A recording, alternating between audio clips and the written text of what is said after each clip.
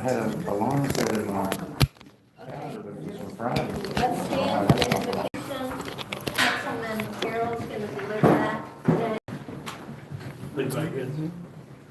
Heavenly Father, we come to you humbly today to ask for your blessings on this assembly.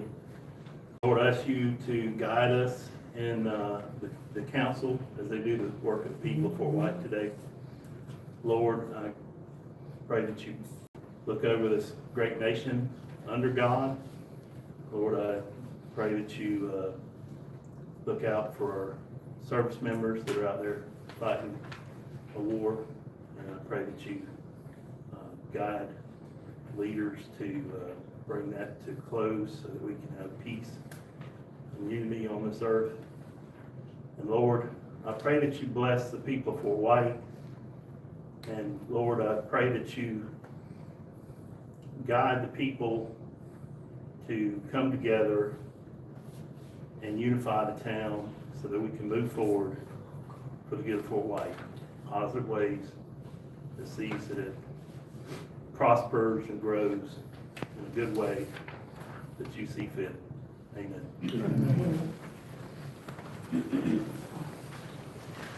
Okay, we'll call the meeting to order and go with our pledge. I pledge allegiance to the flag of the United States of America and to the republic for which it stands, one nation, under God, indivisible, with liberty and justice for all.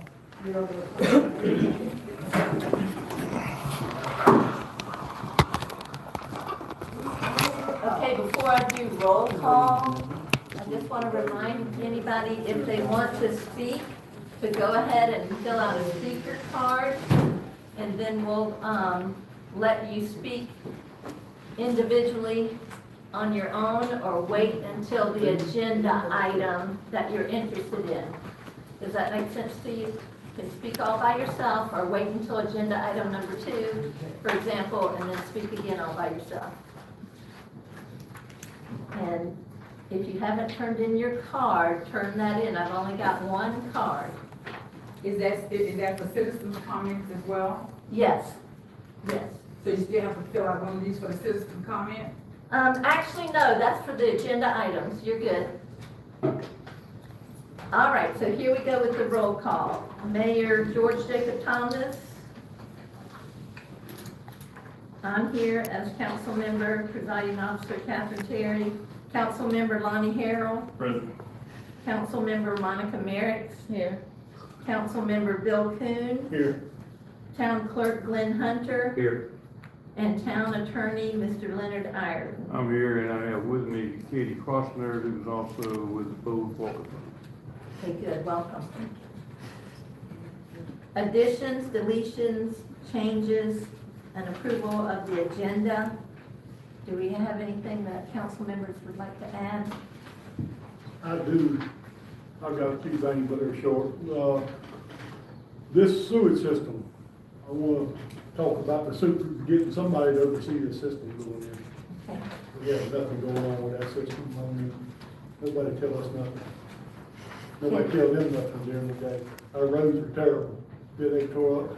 Yes, I agree. And can we do that with Greg Bailey? We can. He might be able to, He he might be able to help some of those. So I'm going to put that under item 9, 1A.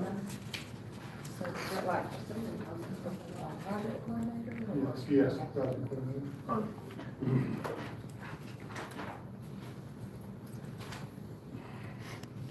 Did you have something else? Yes, ma'am. I seen the county had sent in requesting, getting permission for us to let them go after a burn permit so they can start using a burn stream down here instead of just burning. It's more efficient, it's faster. They burn down here in this pit where they keep their rock and stuff, and they also burn our stuff too. They get rid of our debris too when they do it. And all they want is permission to go get it. They don't want full out. I mean, they don't, it's not gonna cost full out, Oh, no. but they need a burn permit so they can do their burning down there in a little bit more efficient way. So is that 10? I've turned that in several times, and what they do is they have a water system with it, so that Exactly. Well, it's in a hole Yeah. instead of sitting on the ground, and that screen throws heat to it, makes it burn faster and cleaner. Madam Chair, can I ask a question in regard to this? Is Yes. that take an official permit from an agency? It does. Okay, And right before you started, they asked, they sent an email in. Okay. That's where I seen it. Okay, But it was before you got your email, so you had to see it. so this town issues the burn No, permit? no, all we do is give the county permission to get the permit from who they need to get it from. Is there an official form for that? I'm sorry to go through No, all you're this, good. but is it, or is it just a No, letter? we just give them a letter to the county saying that we give them permission on that piece of property down there. And it's the same piece that the sewer getting built on, so it's easy to find. It would be just giving them permission to get the burn screen permit. Okay. I added that as number 10. I would like to see the office go to cash only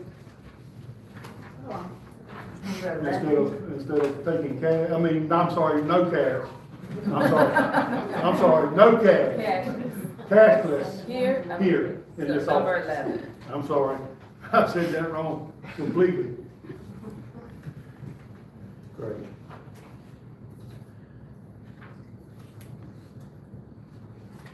In District 3, there's That was a, 11. in District 3, there's a private little road named Rufo? Rufo. Is that it? Rufo? And the lady back there, from what I understand, has cancer. Miss Ruthie Mae Bean, maybe, I think's her last name. Miss Mary, that's what she just told me. She needs about 2 scoops of dirt in a hole to fix her road. She's got nurses coming in there to look after her. She's 80, I think.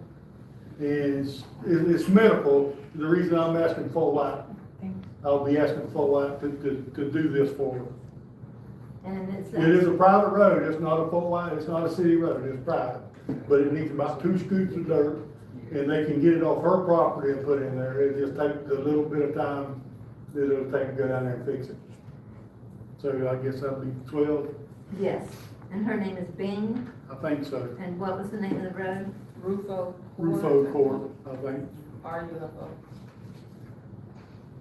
And the last thing is Mr. Cook, one of the maintenance men, his pay. I wanna make sure he's getting the right pay. I've heard that the help that we have helping them is getting paid more than he is. I just wanna check his pay, so we can at least match what we get from him. I don't know if that's so or not. So that's it. That's what I 13. got. Ms. Merrick's. I think we have a deletion that we had an email sent in from Miss Mary Hildred to remove herself. So we can delete, item number 2 under new business. Okay. We're not gonna change all these numbers, we'll just say NA. So there's moving to,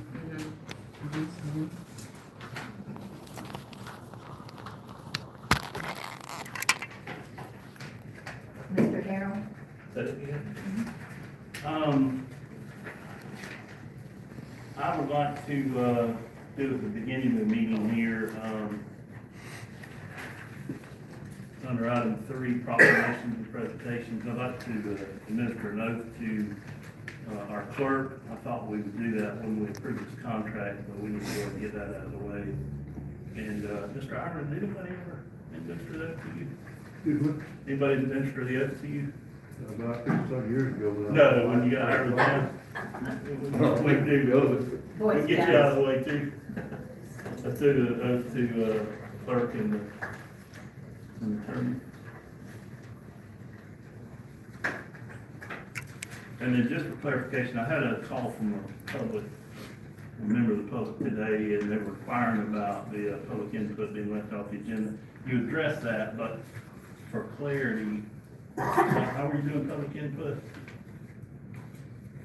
If they're gonna, if anybody in the public wants to speak on an agenda item, it would require the little card, and you'll speak when that item is called. Okay. If you wanna speak about something at the cemetery, and I'm just saying that, something not on the agenda, that's gonna come as item 10, citizens' comments. Everybody's gonna have an opportunity to speak. What happened at the beginning of the If meeting? you wish to speak, and it'll be a 3-minute time period. What happened to comments at the beginning? This is what's required by law. I understand what you got, that she's running the meeting.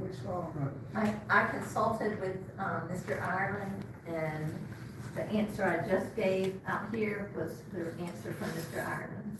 So everybody will have an opportunity to speak. If you wish to speak on the item, it will be at the time of the item. If you wish to speak about anything not on the agenda, the Halloween trick or trunk, or trunk or treats, I never say that right. Anything not on the agenda, we'll have that under citizens' comments. That answered the question. All right, that's it for me. Okay, just to recap what Mr. Harrell added, we added it under number 3 for, it'll count as a proclamation, I guess. The oath administered to attorney or clerk. I've never experienced that here, other than the results of an election, not the results of a hire. That was pointed out by a citizen. So we'll all live and learn. All right. Are we good with that? Anything else? So I need a motion to approve additions, deletions, changes, and approval of the agenda. So moved. The motion was made by Mr. Harrell. Do I have a second? Second. And Mr. Kuhn, all those in favor, say aye. Aye. Opposed? Say nay. Nobody. So that's a 4-0. Now, agenda item, not agenda, but yeah, item number 2, approval of the minutes. We still have a big stack of minutes going back all the way from December of 25, and here it is, August of 26. They have been posted online, I believe, and we have them in our packet as of last month. I'd still like to look over those, because there's so much on each of those. I'd like to table that, but of course I need a second to table it, but I'd like to make a motion to table it. Yes? I also, that was another subject, I got a call about, and I was reviewing those, but, one that, you know, the beginning of the packet, June 22nd, there was an error with the scan, it left out the business. So I move that we table the approval of the minutes. So we have a motion to table the minutes and a second. All those in favor say aye. Opposed? Aye. I did the same thing. So 4-0 ayes. Item number 3, this is where the proclamations presentations. A proclamation is when you declare like drug-free week in the school, something like to that effect. A presentation, the last one I remember, well, 2 I remember. What's his name? I forgot his name. The crossing guard? Yeah. Who's the crossing guard? Mr. Jean. Dean, Yeah, yeah, Mr. sure, Dean. sorry. Mr. Jean was, recognized for spending a zillion years with the sheriff's department and crossing guard, and then Guardians for Change was recognized as helping us so much with our community yard sale. Both of those things were placed on the agenda well in advance. The clerk knew about it, as well as the mayor, who was doing the agenda at that time. Today, we have the oath to administer the attorney and the clerk. Mr. Ireland, would you like to go first? Age over beauty?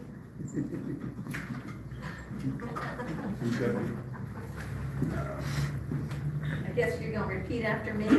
I do solemnly swear I do solemnly swear that I will support the Constitution that I will support the Constitution and obey the laws of the United States and obey the laws of the United States and the state of Florida, that I will and the state of Florida, and that I will in all respects, in all respects, observe the provisions of the charter observe the provisions of the charter and ordinances of the town of Fort White, and the ordinances of the town of Fort White when and I'm will signed. faithfully discharge the duties of the office of attorney. I will faithfully discharge the duties of town attorney. Thank So you. help me God. And we have a second one for our clerk, Mr. Glenn Hunter. I'm gonna repeat. I do solemnly swear I do solemnly swear that I will support the Constitution and will obey the laws that I will support the Constitution and obey the laws of the United States and of the state of Florida, of the United States and the state of Florida, that I will, in all respects, and that I will, in all respects, observe the provisions of the charter observe the provisions of the charter and ordinances of the town of Fort White, and ordinances of the town of Fort White, and will faithfully discharge the duties and will faithfully discharge the duties of the office of town clerk. of the office of town clerk. Thank you. Okay, we'll move on to item 5. I'm noting there's not an item 4. Did y'all know that? Item That's 5. because we took something out and we didn't numerically correct, so I apologize for that. Clerk's report. We're gonna hand that right over to you, Glenn. Okay, well, thank you very much. Just to kind of give you an update of the office and especially in consideration of when you asked me to come on board, you asked me to give you an overview of exactly as things were that we could see in the office and try to work towards getting those things corrected. So first and foremost, it wasn't but a couple of days that we recognized that there was a security issue with Town Hall, that access of this office was being violated, and we determined this through the alarm system. So there were people coming into this office, we had set some things in the alarm system, and when we come back, it was something, it was different. So, with that said, that created some concerns. So, we then moved on to cameras, which are part of the security system. We had asked several members in the office and some of you on the council, if not all of you, did anybody know anything about the security cameras that were in the office here? So it was determined that there were 2 sets of cameras. You had a set of cameras here, a white camera, another camera. Those were typically Amazon residential type camera systems. No one knew any information about those, and they were actually app accessible. So it could be that somebody was out utilizing them, but nobody knew who had access to those. The other camera was part of the Simply Safe camera system that was by the front door. And again, office staff knew nothing about those cameras. No one was aware of those cameras. So we contacted Simply Safe and asked them for information, and they said, well, you need to have a safe word to access those that camera. So that camera is tied to the Simply Safe system. So once again, we asked for that information, and we had no way to access that through Simply Safe, because apparently there was a required safe word for that system. So we went into the computers, and we found that in the assistant clerk's computer, we found a safe word. And so we utilized that safe word, and were able to access through Simply Safe all the data related to the camera. And so with that being said, it was determined, and we're still pulling information. Now we've got the high-tech internet people with Simply Safe going through and running through the systems. But it was determined that that someone in the office had access and had actually contacted Simply Safe and had used their name, and their name was in the assistant clerk's office. And that had, there's several different logs in there of requests made of Simply Safe, and some of that information related to asking to delete, pictures and specific times and so forth. So at the end of the day, the bottom line was, we were concerned, and this happened very close on the front end. What really alerted us to it is that when we suspected something, because those cameras have sound and had video. I don't know about the two residential cameras, but we even unplugged the camera and found it was still alive because it had a tremendous battery backup system. So with that being said, right off the bat, we recognized there may be a problem, someone may be listening, so we did a false test. And we threw out some information, requests for that information. And we actually had people wanting to know where we had placed the new cameras. We hadn't bought any new cameras, and we hadn't replaced any new cameras. Well, we had done that because we suspected something. So with that being said, we took all the cameras out and we checked locks on the doors. So we're the only ones that have access to that. And the biggest concern about that is you with your computer system, these doors here are locked. But I gotta tell you, I actually left my keys in the office the other day. I had to crawl through the window to get the keys. So it's not very secure or safe. However, we do have the doors to the exterior secured right now. So we're continuing to move forward with that investigation. We will have, and we do have, I do have some documents that show where an individual went through and did try to delete pictures inside the system. So, but we're gonna get more information as they go through a greater search and so forth. Any questions on that, cameras? Security? It just sounds crazy. As far as security, you said you changed locks on. We changed locks on all four locks, and we changed those locks. I was here in town hall with you, discussing something one day, and Glenn's floor care staff member came in, and they also had access to come in after hours and get supplies and things like that from has that been resolved? We asked them, and Christie, correct me on this, but they said they hadn't been in the office. Is that correct? They haven't, and we recommended, actually, Glenn agreed that the worker would come while I was in office, so he didn't have to give out the extra, another key. Because I know that day after she left me, you discussed whether or not that office was secure, and we discussed that roll of window then, so. But we're secure now to the outside, except that second stage is not secure. Right, okay. Okay? So, with that, I'll move on, and, the next thing that we've noticed is that, the bank statements, have not been reconciled since, the end of the 24-25 budget year. So, we're working to rectify that, to bring everything up to current year. Now, that is the budget that's being audited right now. And we'll talk about that a little bit later, but that budget's moving along pretty well right now. I don't believe any of you had a financial statement in probably a year, and I would think that might have something to do with all the work that was put into the 24-25 budget year.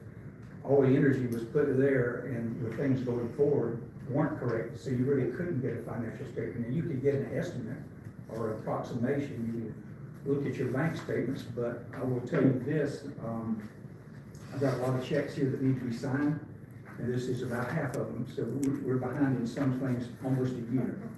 So, and anyway, we'll deal with that. We found checks in the files that were not deposited for 60 days, 90 days. We found actually checks that were written. Found a check on the floor that was for a local vendor from 25. Any questions on any of that? Going forward, we also found cash in the assistant clerk's desk. That was a good hit on your part there to talk about cash, because I totally agree with not taking cash. But there was a little over $900 with no backup receipts or anything in the drawer. So we quickly called the accountant, and I couldn't get anybody. I asked Catherine Terry to come up, and we took pictures of this, all of this, to make sure that everybody saw that we immediately deposited those funds. the county will correct it. Yes, ma'am. And I just want to add, it wasn't like in a drawer for secure. It was in drawers and cabinets all over the place in there. Yes.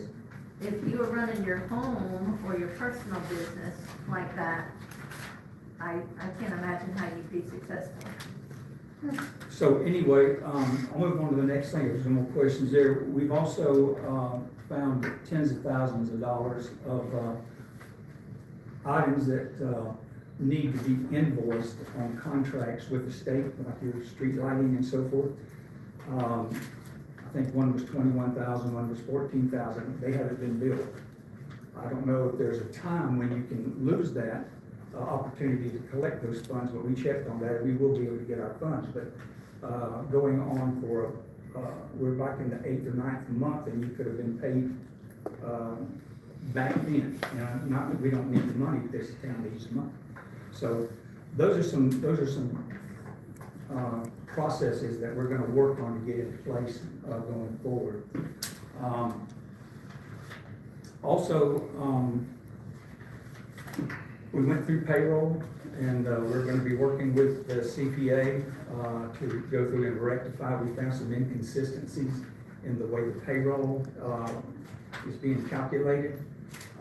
We also found where rates in payroll were not what they should be.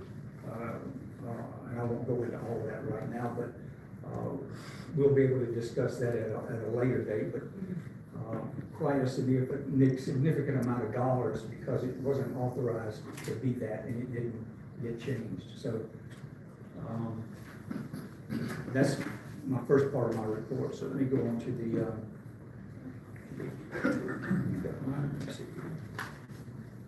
bear with me just a second. Now, I'm going to written down here somewhere. Bear with me. There it is. Okay, so number two, the status of contracts for code enforcement and attorney. I do believe that in that particular contract, y'all have approved Willdan for code enforcement. They're a group that's located in California, and they have offices in Orlando. I think right now they are working for the town of High Springs. And so I think that's what I saw going back and looking in the past.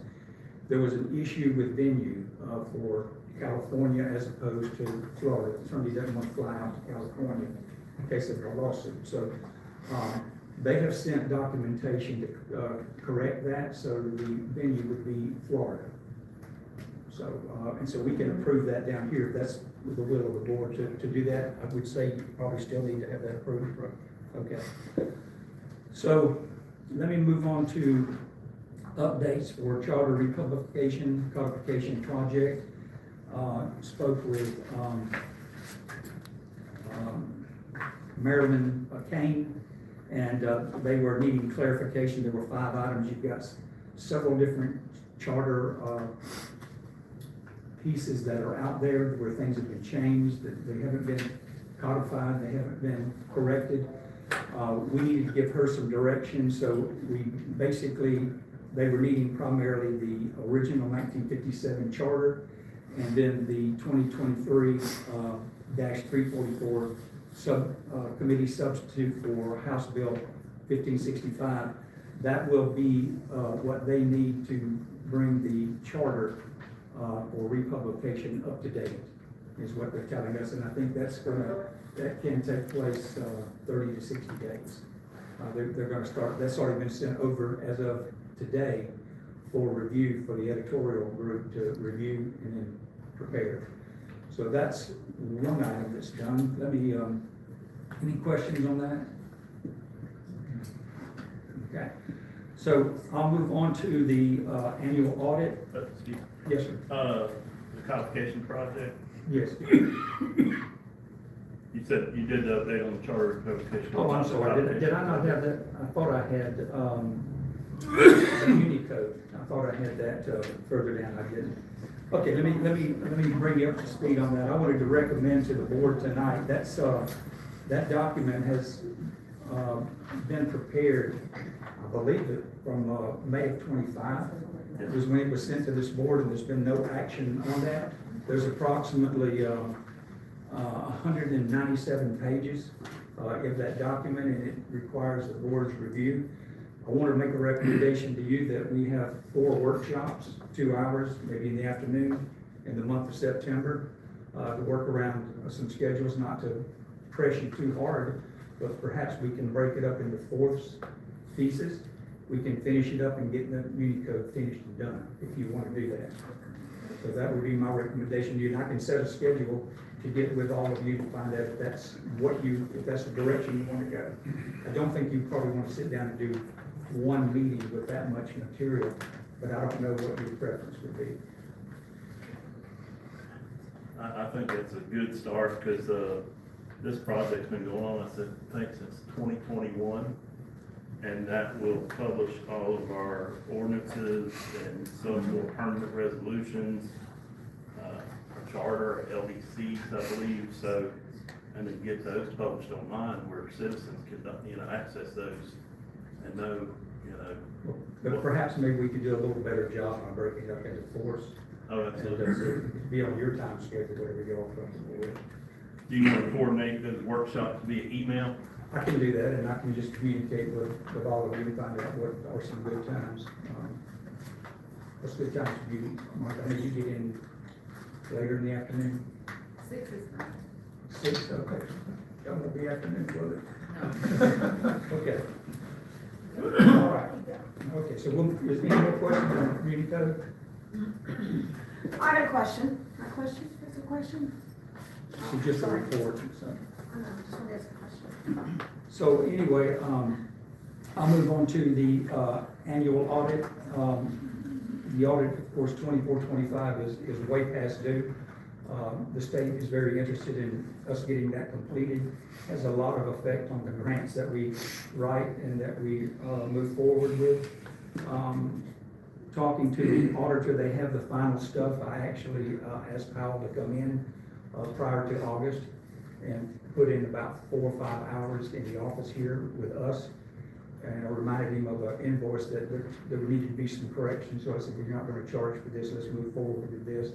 And hopefully we can wipe the slate clean with that and move forward. So with that being said, pretty much been assured we can have that done by the end of September. The audit for 24-25. You writing that down, Bill? Okay.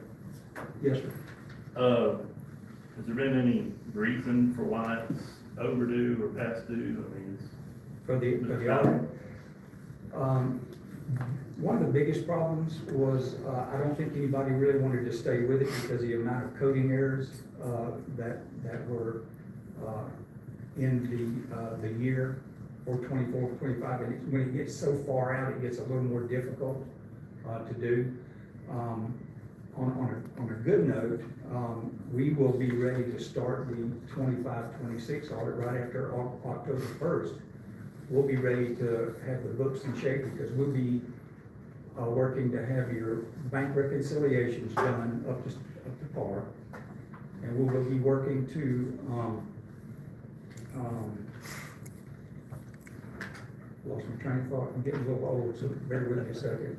But we'll have the bank reconciliations done, and then we can actually start that process and finalize getting that. It shouldn't take us that long because we will actually be working, as we're bringing all the material forward for bank reconciliation and for getting the finances correct, we'll be correcting things.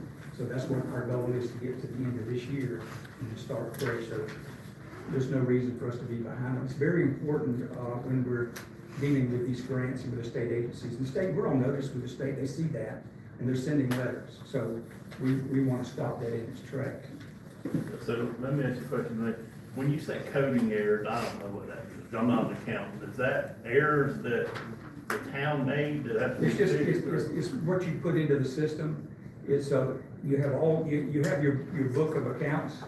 And so when you've got grants as detailed as a lot of these grants are, and you're trying to separate all of these items and someone just writes a check and you don't have it coded, then somebody's got to go back. It's 1,000 times harder after the fact to try to code it and find it. So it takes a significant amount of time and energy.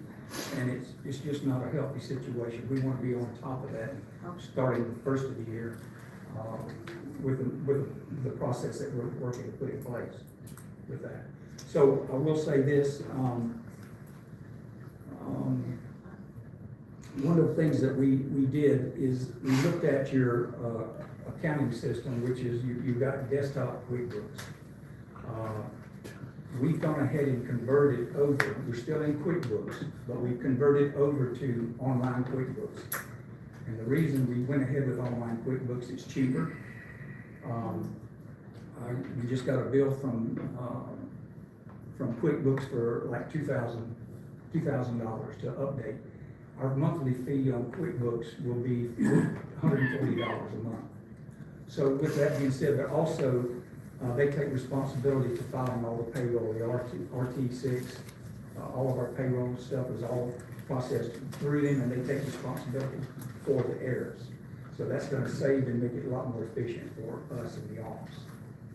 That's understood. And then another good aspect of this, working with an accountant off-site, and we do have a contract up here for moving forward for the year, is right now you have there's no way to control this office. You've got two people. Somebody could be making up bogus corporations and writing checks to bogus corporations. And then a check is written and nobody's reviewed it, and you better try to reconcile these accounts 9 months later. A year later, it's actually after a while you get tired and you have no idea what really happened. Also, controlling the payroll accounts through your accountant, you can ensure that you can put safeguards there so the employees in the office can't manipulate that.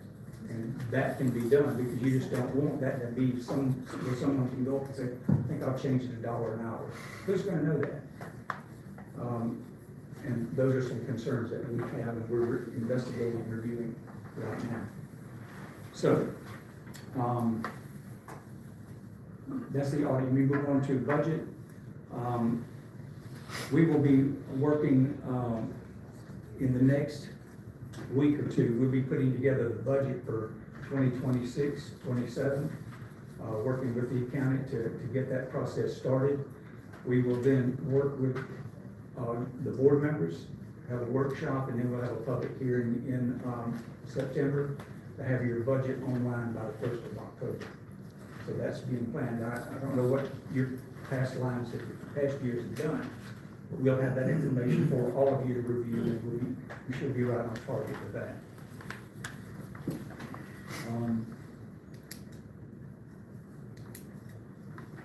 That's all we got. That's all I have.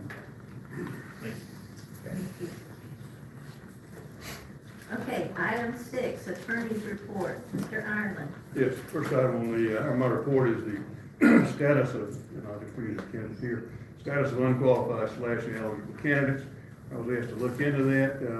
After the time that I was asked to look into it, the opinion came down, or the order came down from the judge in Tallahassee, Judge Frank, in the Lieutenant Governor Collins versus James Fishback case. And he pretty well clears out the language as far as what the law is in 2 respects in that opinion. First, he cites the Bloomfield versus City of St. Petersburg case, and for the fact that the holding sets forth the binding analysis on this court. Residency is determined by subjective intent and overt action. This is one of the issues of residency. Florida courts have consistently recognized that an individual's intent is a subjective factor, and quote, the best of one's domicile is where the person says it is. He goes before that and talks about the fact that courts really need to stay out of politics. Says even if there's doubt or ambiguities as to eligibility, they should be resolved in favor of free expression of the people in relationship to the challenge provision of the Constitution. It is the sovereign right of the people to select their own officers, and the rule is against imposing disqualification to run. The lexicon of the democracy condemns all attempts to restrict one's right to run for office. Given that background, and given the fact that in some of the information that I was provided, there appears to be a I don't know anything about social media, but some intent back in March of 2025 by the candidates being questioned, that they have made a decision to move into the house. We're now officially a resident of downtown Fort White. I don't think there's any greater indication of intent than that, and I don't think any judge would touch that. So I will not be involved in it. I have that obligation under my ethics. Any questions on I have a question. that? Sure. So, we previously asked a question about the charter language that says that the council shall be the judge of the qualifications of election, and you said, you know, with the adoption of the election code, you didn't.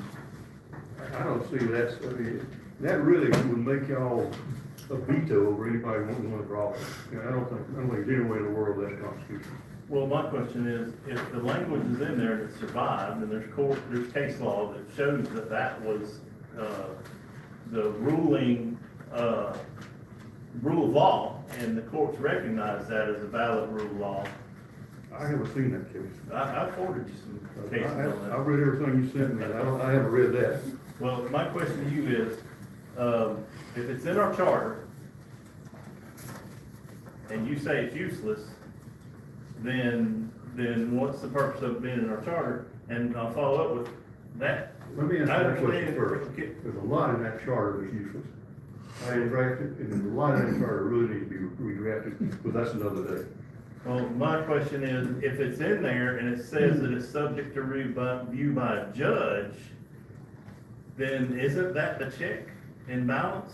If you want to take that position and go for some judge of that position, then that's up to this council to make that decision. But I would certainly recommend against it. I don't think there's a rule of the statute there called 57.105. And it says if you file a lawsuit that's not based on facts or supported by the law, then you're gonna be paying somebody else's attorney's fees. And I think it's my job to keep y'all from doing that. That's the oath I took about that. But the charter is the law. If it's unconstitutional, it's not the law. And whenever you take 5 people and they determine who's gonna run for public office, that ain't constitutional. So when the people spoke and the people passed the charter and made that the law, they spoke then. How are you saying that the people get to speak during an election and violate the laws that they passed?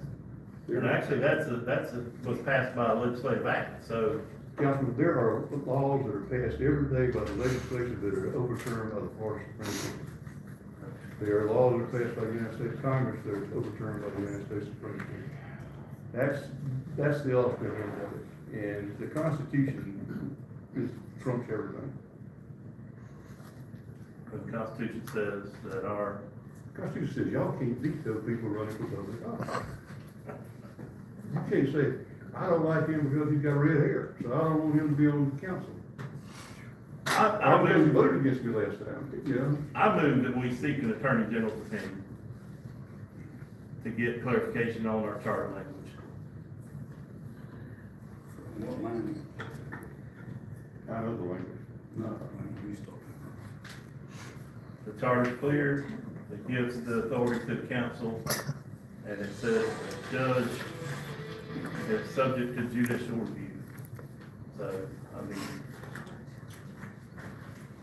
that was written by attorneys, it was approved by attorneys, it was approved by legislatures, and you're telling us something different, so. It's section 9. Article 2, I believe, section 9 of the, It's in there a couple times. motion on the floor right there. The motion is to seek an attorney general's opinion on whether or not the board or the council can, for lack of a better word, veto a candidate or determine a candidate. I'll repeat the motion. Okay. Not suggesting we veto a candidate. I move that we get an attorney general's opinion on the charter clause. It's in there more than once. that the council shall be the judge of the election and qualifications of its members.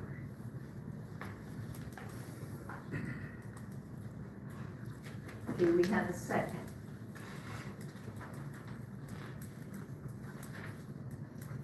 So there's not a second, so that has failed. Do we have any other comment on that subject, Mr. Ireland? Not for me. Okay, Lonnie Harrell. Nope.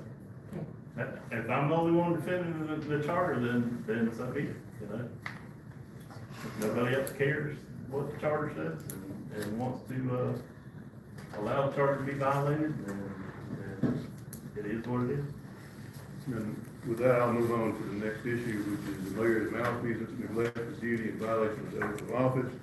Mr. Harrell asked me whether the mayor's refusal to sign the authorization of the town clerk, except it was a violation of those provisions.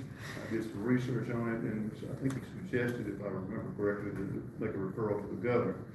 I gave you an opinion on July the 30th, 2026, which says the governor cannot do that.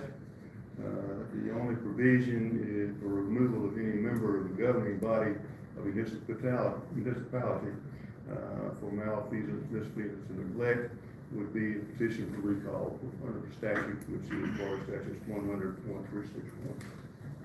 And there's a specific case, it's an interesting case where he dealt with Jacksonville, Duval County. And the issue was whether the governor could remove the mayor of Jacksonville County. It said that if he was not, that if Duval County was a municipality, he couldn't. If Jacksonville was not a municipality, then he could. So there's some other cases that go on the same line. Any questions on that? So you're saying, I specifically asked you if the mayor, representing to the Florida legislature in an email, did you get that? He represented himself as the authority. That would have been under malfeasance and misfeasance, and again, it's the same thing. What he does. And the question I got was, in my mind anyway, was how could he be removed? No, I asked if it was perjury. If he perjured himself when he represented himself as the authority to represent Fort White without approval from the council. Was he under oath? He signed this sworn statement, yes. That's not good information I have here. He sent two sworn statements for two different legislative appropriations to the legislature. And he had to swear that he was authorized, the authorized authority for the Fort White town. And he had not been authorized by the town council, nor had he ever discussed those two legislative appropriation requests with the council. And that's the question for the state attorney. I don't prosecute. And since you mentioned state attorney, did you forward the information to the state attorney that we asked you to forward, in reference to the unqualified candidate signing the sworn oath? No, because I think, because the opinion came down and said that that's not perfect. He said, number one, you can't lie about your intention. And he says that the intention is what controls the presidency. And there's a, going back, I guess.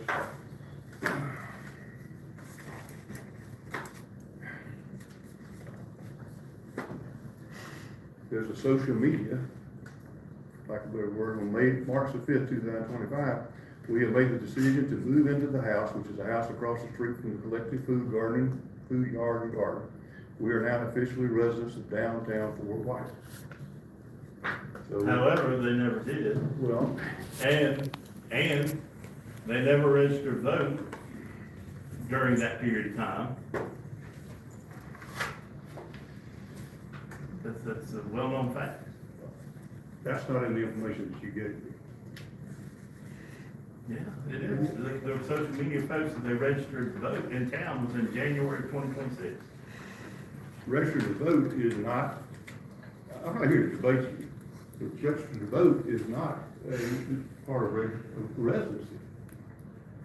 I can be a resident, I can consider Fort White my residence if I live here, and I consider that myself to be my residence, even though I have a house in Gainesville, and a big place in Jackson, in Crystal Beach. But you can own a house in a city and not live there and consider that your residence.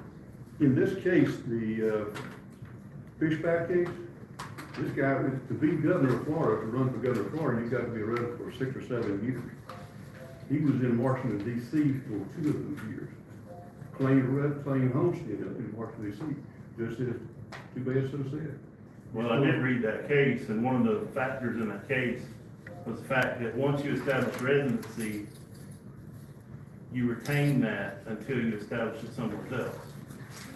So if you apply that principle here, the unqualified candidate established residency outside of town of Fort White, and he never established it here. Up until the day he signed that oath, he had not established residency here. So, that's my point. We took the disagree. You don't live in town, so you don't know. That's true. Okay, let's move on. Okay. All I wanna know is, what can we do about these checks and contracts the mayor not signing? Did she sign them? You can. Assistant mayor? Yeah, we've already had, If he refuses to sign these checks and contracts? I thought we'd already done that. addressed that. We've done that, but we've got 3 people on the bank account, right? We have the clerk on the bank account and 2 else. So one of them and the clerk can sign any of the checks. What about contracts? Contracts, I don't know. I really don't know. I've never run into the problem. Now, you did point out that at one point in the charter, it says the mayor will execute contracts when approved by the council, but then down at the bottom, it says no contract is valid or something that, unless approved by the clerk and the council member, so there's. That's exactly what I said a while ago about the charter. Right.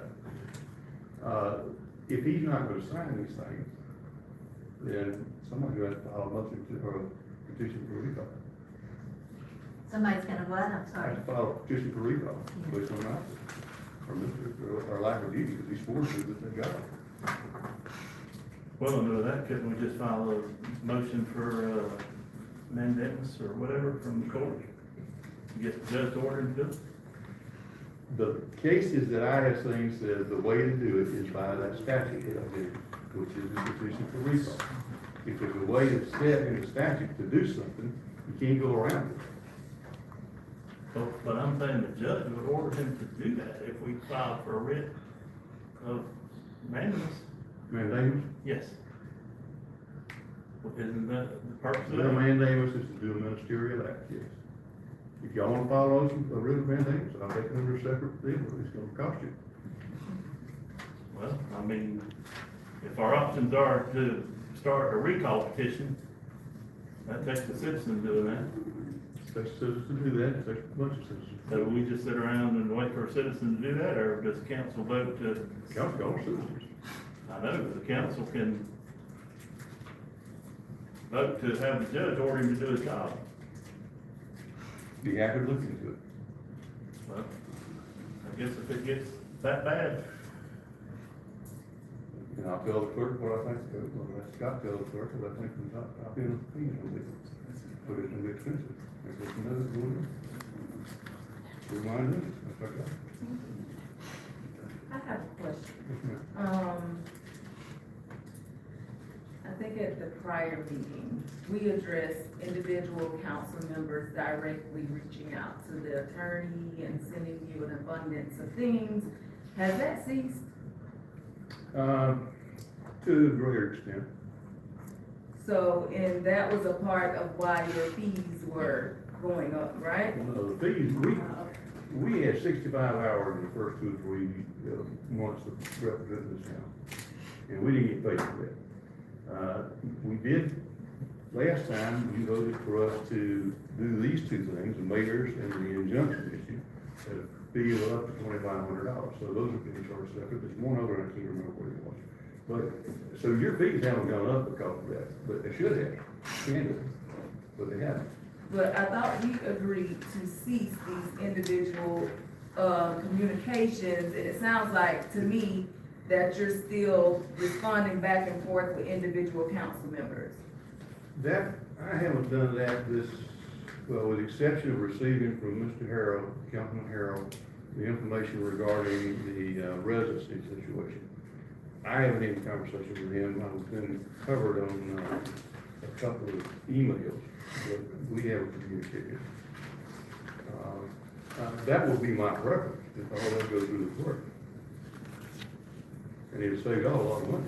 I would like to make a motion that we cease all individual contact as council members with the attorney, and all communication, is communicated via our clerk. There's a motion on the floor to cease communication from council members to the attorneys and send it through the clerk. Do I have a second? Aye.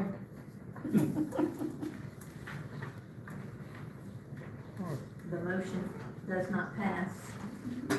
So we need to move on. I do want to say, I've never been in a situation where the quote leader just doesn't show up and blatantly violates the charter concerning banking and actions in the office. I don't understand it. As much as we can sit here and talk about it, I don't understand it. I don't either. And being an athlete, like Michael Jordan couldn't just show up whenever he wanted. You know, he practiced harder than anybody else there every time. So I'll never be able to understand it, other than just waiting it all out for the seats to change. And when the seats change, the town is definitely gonna change. And I feel not for the greater good. I just do have a question though on the contracts, Mr. Ireland. So we're saying that, and we have a $12 million contract for a grant. So my question is that, a council person can hold up the other 4 council persons, and potentially put a grant in jeopardy?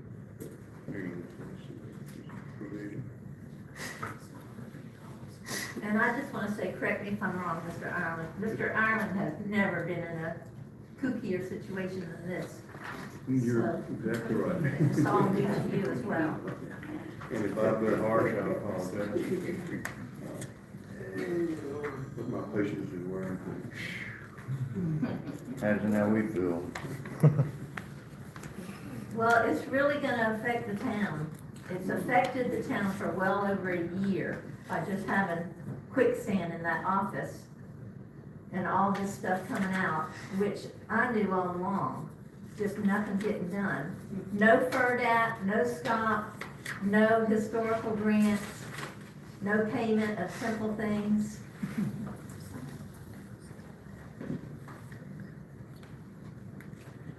You want us to move on, Mr. Ireland? Oh, I'm trying to find that. Section 46, execution of contracts and validation of town work. Is that what you're looking for? I think it, well, look, I've got 3 different sets of the charter here. We're trying to get it republished. Glenn just gave us an update. But it's section 46 is what you referred to. It says, no contract entered into by the town shall be valid until executed on behalf of the town by the mayor or a council member and councilor. Okay, then you're not dead in the water. So more or less can One of sign. y'all can clerk and sign. And that's what you pointed out. That was the language I was looking for. I thought it was there, but what we did was whenever the clerk had to sign checks. Clerk is a part of the equation either way. Right. So 46 is what you're looking for. So to answer your question, Councilman, these contracts can be signed by one of you and the clerk in their balance document. Thank you. That's all I need to know. Sorry to take so long. There should be no more hold up. No, you're good, thank you, Mr. Okay, Ireland. well, there's two other things I've got here, and I want to bring it right quick, like, you asked for the ordinance on the, sewer and water, and, Katie drafted one today. Yeah, I need to look at it, and Scott needs to look at it, we'll get that to you, recirculated, what was pretty much in depth, and well done job. And then, for some reason on mine, are the updates on the resolutions regarding rules and procedures and the procurement policy. And I hate to say this, but my note on the procurement policy says that's something for a special meeting. So, we don't have anything left, so I'll get that back to you at the next meeting. Yes, sir. I Thank you. apologize for taking so long. Thank you. No, it's Fort White, we take a long time. And I apologize about being rude, but, it's just, No, facts are the facts. You're good. thank you. Okay, item number 7, report from the mayor or any council member. Item number 8, old business, we have the Wildan code enforcement contract, that's number 1. Glenn, do you want to address that? Well, again? actually, you only asked for one change, and that was the venue, and I sent that to the attorneys, and that was changed. And so we can make a motion to approve that? With Yeah, I that approved change. the form. I think it was approved. I think it was approved before, I just raised the question about the form of it. So I don't know if you're looking, I just signed the form. So that corrected contract's in here, so I move that we approve it. So Mr. Harrell has made a motion to approve the corrected contract of the Wildan code enforcement contract. I second that motion. All those in favor say aye. Aye. Aye. Opposed? So that passes.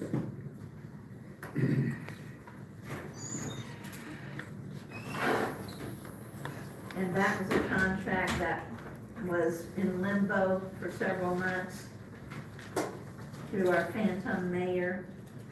Item number 8, under old business 2, the Richard Powell accounting services contract.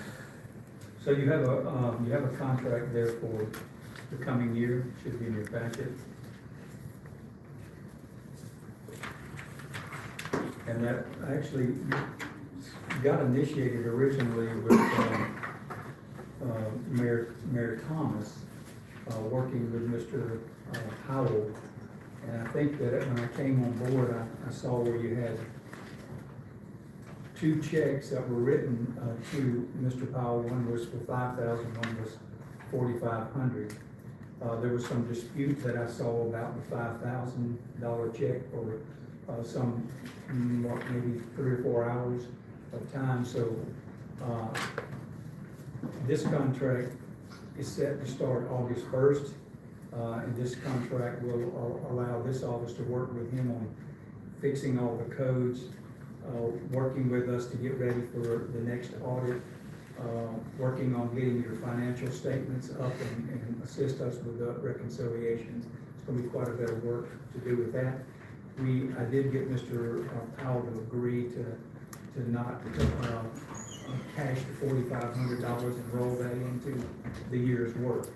So, with that contract as it is, now you can, believe it's 60 or 90 days on the contract. If we rock along here and you're not happy with it, you can cancel.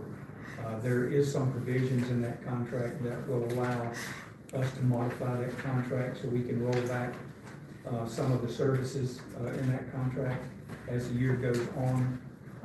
But right now, we really desperately need that contract to get to the first of the year, which is October 1st, to facilitate getting all of this work done. And I feel very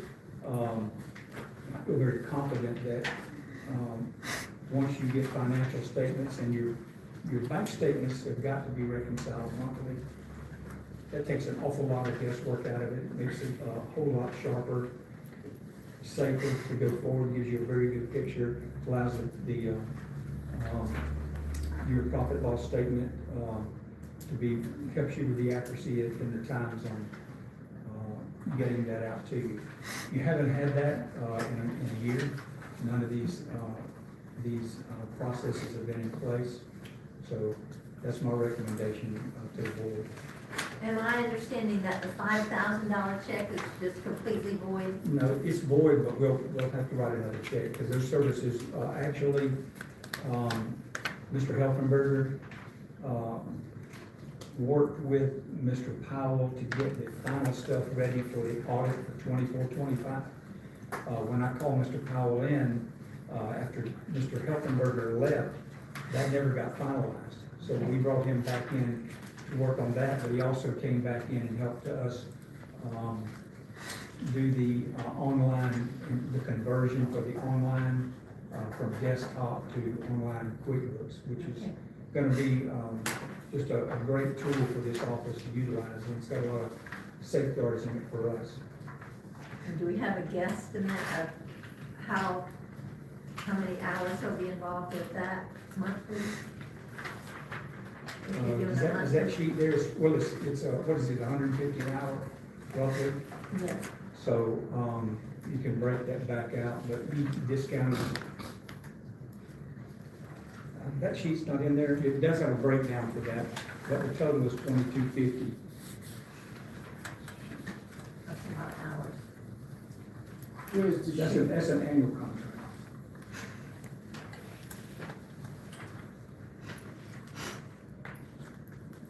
Go ahead. So, when I saw the agenda and I saw this on there, I did call Big Pal because we had, some discussion about the previous invoice. And I did not realize I hadn't seen a corrected invoice, and he pointed out to me that he did correct the invoice. From So I did see a corrected 52 to invoice. 5. Yeah, but it wasn't just lowering the amount, he fixed the dates and some other things, so I did see that. I wasn't aware that it had been corrected, so, and then he explained that there was a, check for 4,000 and something. 4,500. And then Joe had asked him to keep working to, get our books ready for the audit, and while they were working through this invoice issue. And then he, added another invoice about 1,200, and then the $5,000 invoice was the 4,000 and the 1,200 combined. And so what we're left with is the invoice for 5,000. And then I talked to him about this contract, and he told me that basically what we'd be getting for this contract is a financial director for the town. And he would, reconcile all the town's transactions monthly, throughout the month. And he would be, going through those transactions and making sure they're all coded properly, so that at the end of the year, we don't have to spend a large amount of money on bookkeeping services like we're doing now. Cleaning it up. And then he said that it would add a layer of supervision Oversight. over, to prevent what you said earlier. He mentioned to me that there was some questions about some unauthorized pay in the past, and that was all being looked into. He said that he would help us with the budget. He would, last year, our budget process was a mess, and so he said he would be involved in, helping us build the budget, and he would get us through that budget approval process. And then he talked about his relationship with some other clients, and he mentioned Brantford and Mayo, Callahan, Horseshoe. So I called a couple of those, and he comes highly recommended. Brantford doesn't have a contract like this with him, but when I talked to her about the details of this, she said that sounded like a really good deal to her.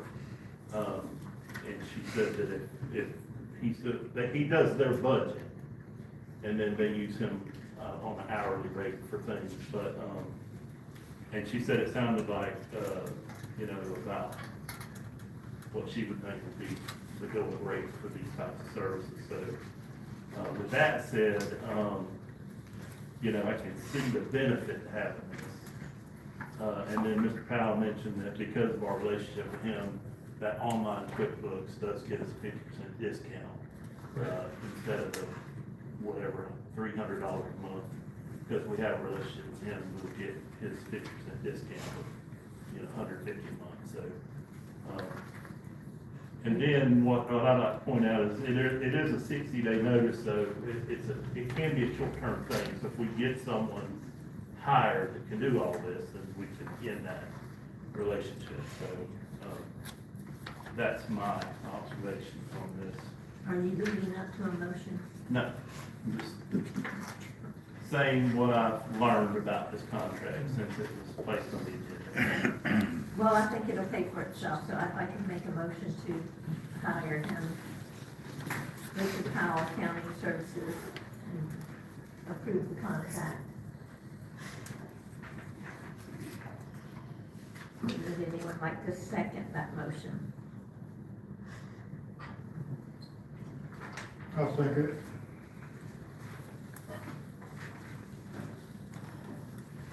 Did you want to speak at this time, Stu? That's the agenda item. Come on. Jump into it. Hang on, get you up again.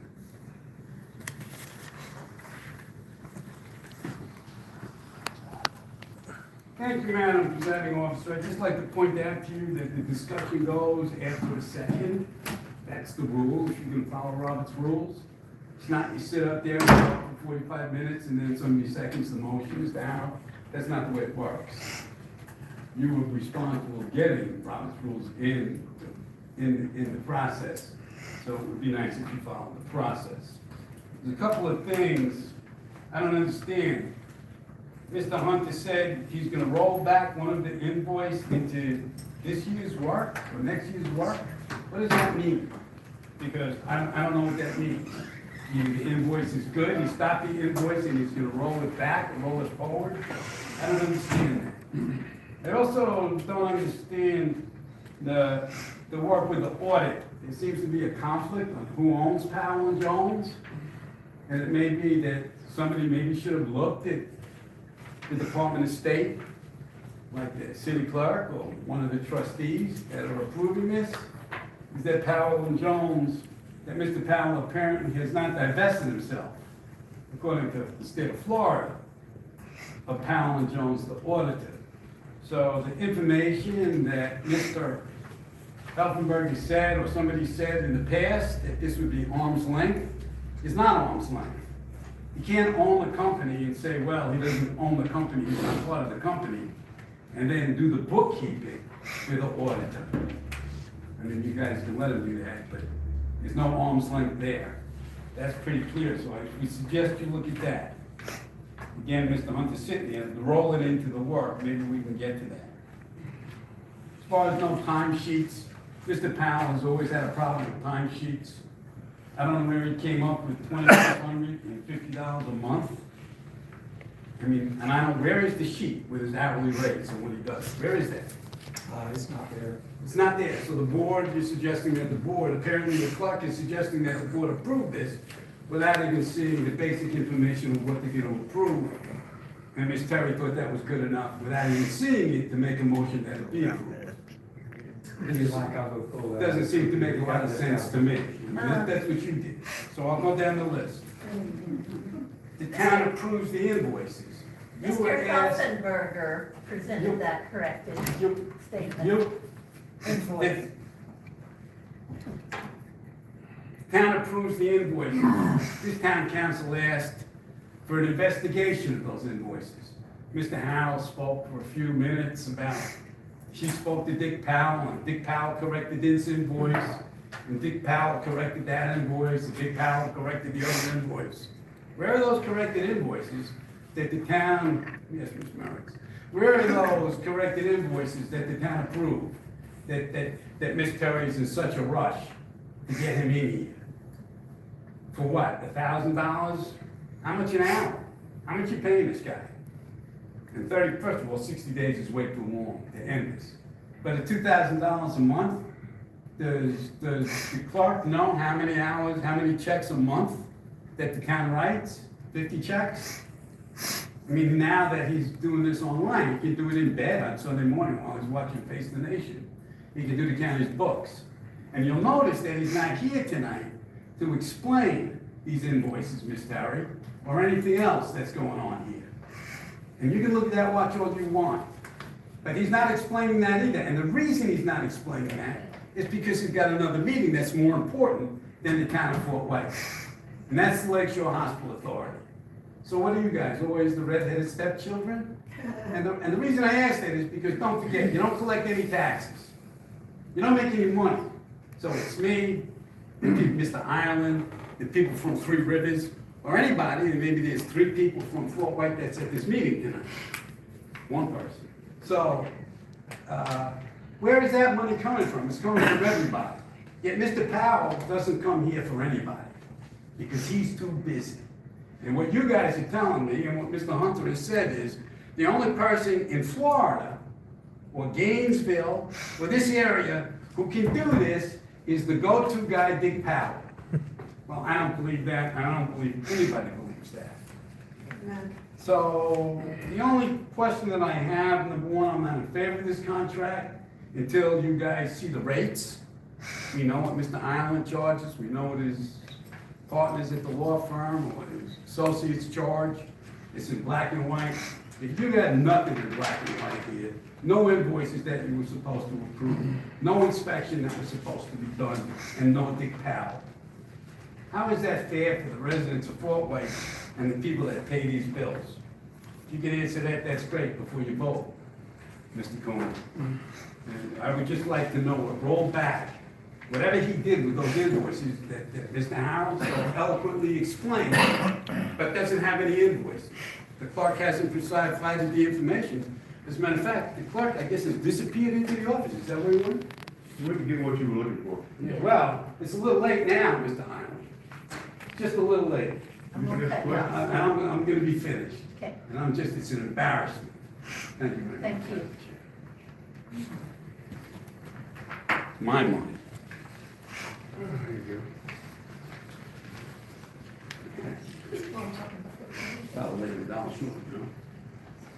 He's got a rate in the contract, $22.50. go. $150 an hour. Yes, $150 an hour, and that would be 15 hours a month of services. I'm gonna pause a minute to see if he comes up with it. And I apologize, assistant clerk had a meeting, I understand. family members.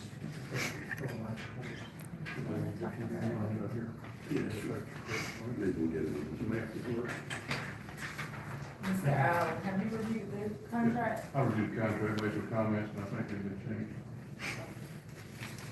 Did you see anything that stood out to you that we should recommend changing in the contract or addressing? There were 2 things I think, the clerk and I discussed.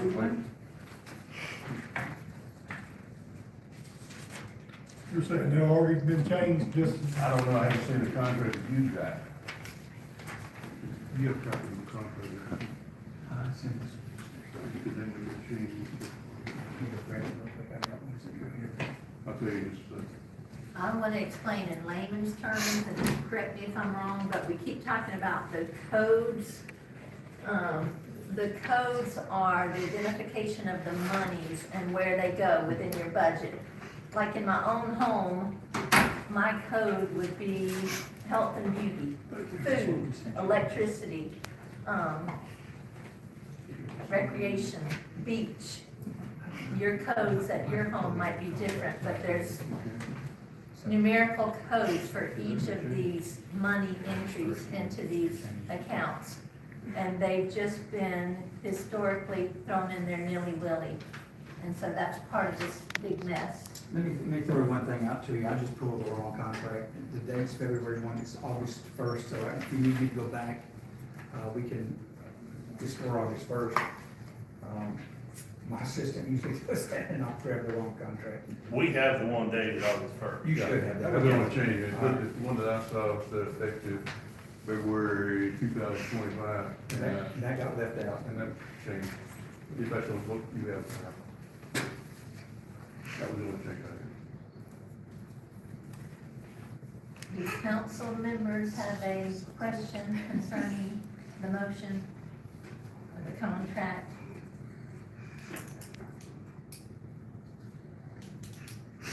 We have the motion, we have a second from Mr. Kuhn. All those in favor of hiring Mr. Dick Powell, Accounting Services Company, doing the contract, say aye. Aye. Opposed? No. Okay. That passes 4-1. 3-1. 3-1, I'm sorry. Can't count.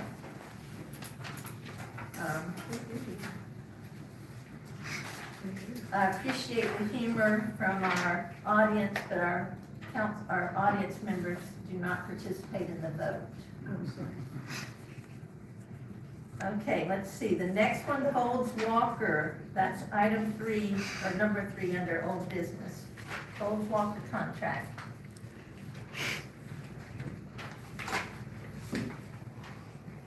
In your packet, it's highlighted in pink.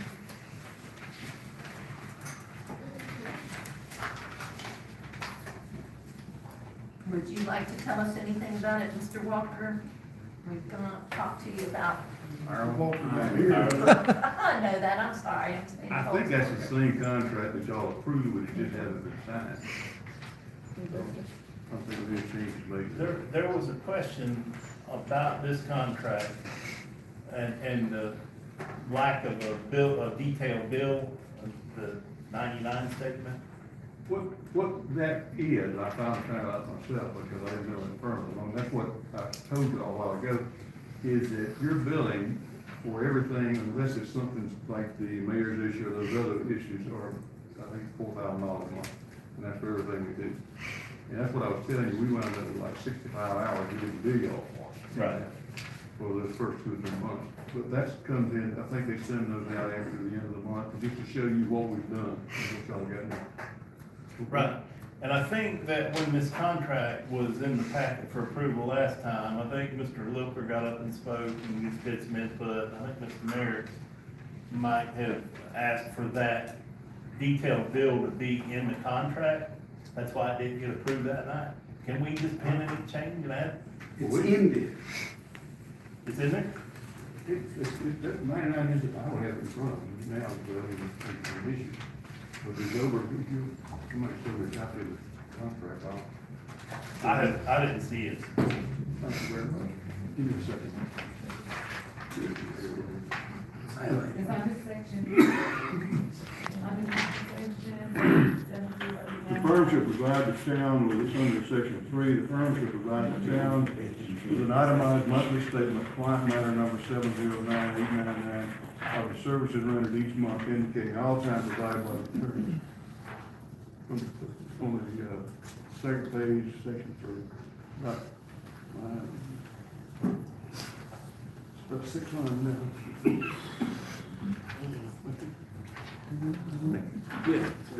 Yeah, so maybe it was that. So- This is the same contract we had for all. Okay, I move that we approve the contract. Okay, Mr. Harrell has made a motion to approve the contract for Folds Walker. Do I have a second? Mr. Kuhn has seconded the motion. All those in favor? I got a slip there, please. Oh, I'm sorry.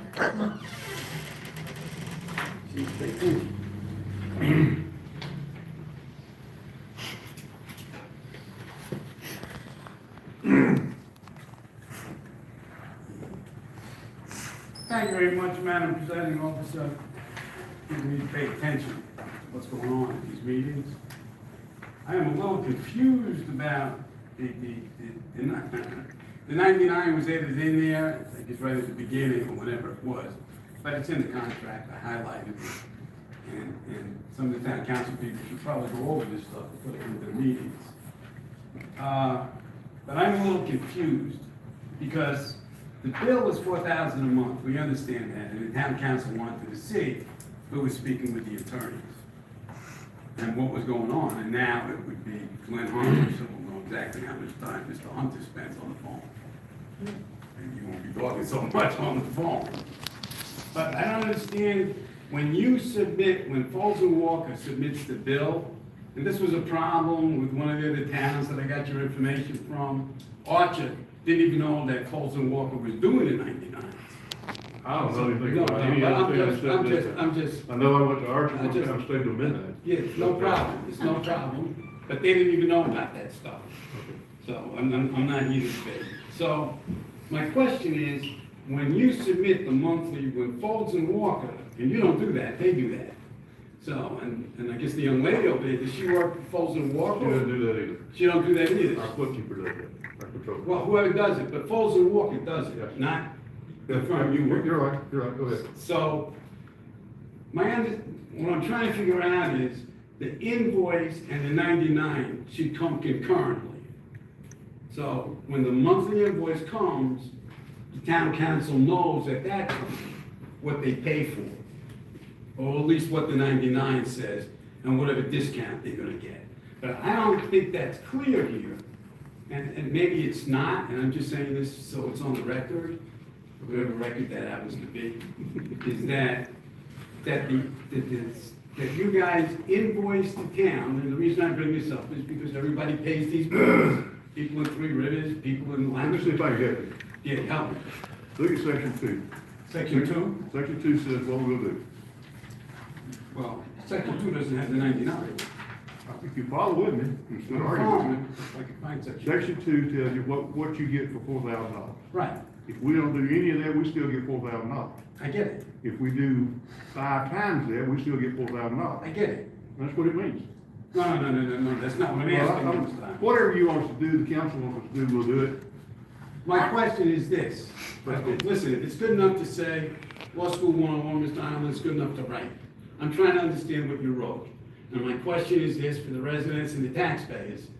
Does the $4,000 invoice, does that come concurrently with the 99? So when people get the monthly invoice, I can't answer that, but I can answer it next time. But I don't send it out. that's great. Thank you very much. Thank you.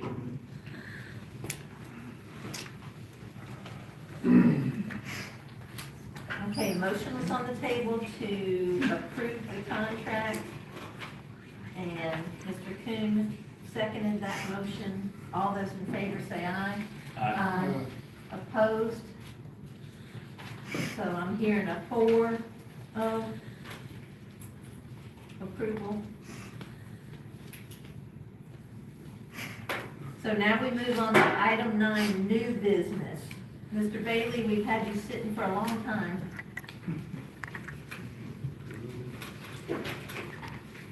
I got a little bit to cover tonight, just bear with me. You've been notified by DEP that cutoff will be October 12th for the last submission by the town on the current existing grant, so we know that date. We've been working, trying to encourage the contractors to get as much work done as we could. However, y'all probably noticed there's been a slowdown. What we found out is the contractors have not been paid since April. So we've been trying to get all that squared away today. This morning, correct, today? Correct. Today, the town finally received a reimbursement check from the state that covers April and May. We still got June, July outstanding. August is staring us in the face as well. We've been working with the town clerk and his staff. We've been working with the county clerk of court and his staff. He reached out to the county clerk. So trying to get all this squared away. We're trying to help where we can and get everything done.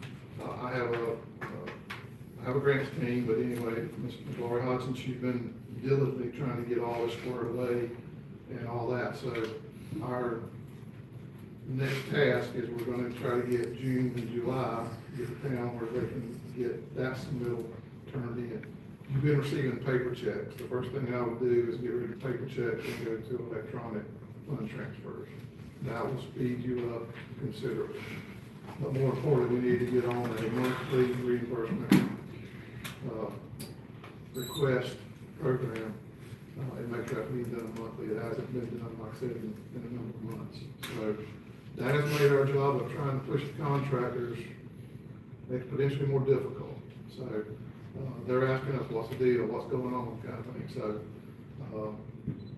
we're doing what we can, get you done, get you where we can get you, so, I hate to be the bearer of bad news about that, but I think, we've made quite a bit of headway, with Mr. Hunter over the last few weeks, and I expect that to continue.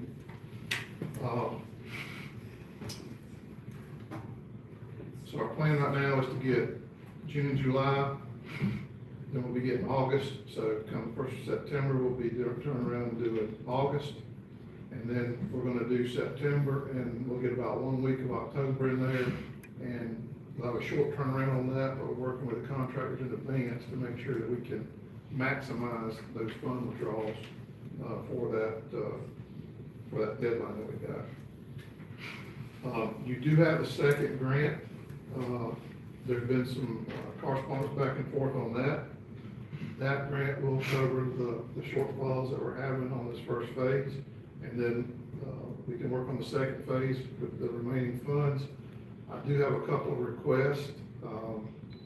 Ms. Laurie was, like I said, she was looking over the last meeting, or the last couple of meetings, and she felt like we needed to get a specific motion to make sure you're squared away. As you talked about earlier, your contracts have to be signed by the mayor or a council person and the town clerk. That was not in there, so we're gonna ask that you do that as well, to add the town clerk to it, because you just have the mayor sign those. So to get that in agreement with your charter, you need to have that done. And I've given Mr. Hunter the form to do that. And that is DP. So if it's agreeable to the district, the first thing I would like is a motion that would authorize and direct the mayor to execute that grant agreement, which he's done, but put that officially out there as part of the motion by the council. Are you're asking us to approve that grant agreement? Yes, sir. Okay. And authorize the mayor to sign that on behalf of the town. And then the second motion will be to add Mr. Glenn Hunter as the town clerk to that grant agreement as an additional signatory. So if we're changing it to match our charter, it's to add him in addition to another council member, right? But Instead of just the also, mayor. it wasn't clear that you authorized the mayor to execute the agreement in the first place. That helps if it's in your, you'll have to provide documentation, or the town has to provide documentation on where you authorized that agreement before. So it just needs to be clear. You kind of did it, and sort of did it kind of thing, but if you do it specifically, then we can point directly to this motion. Okay.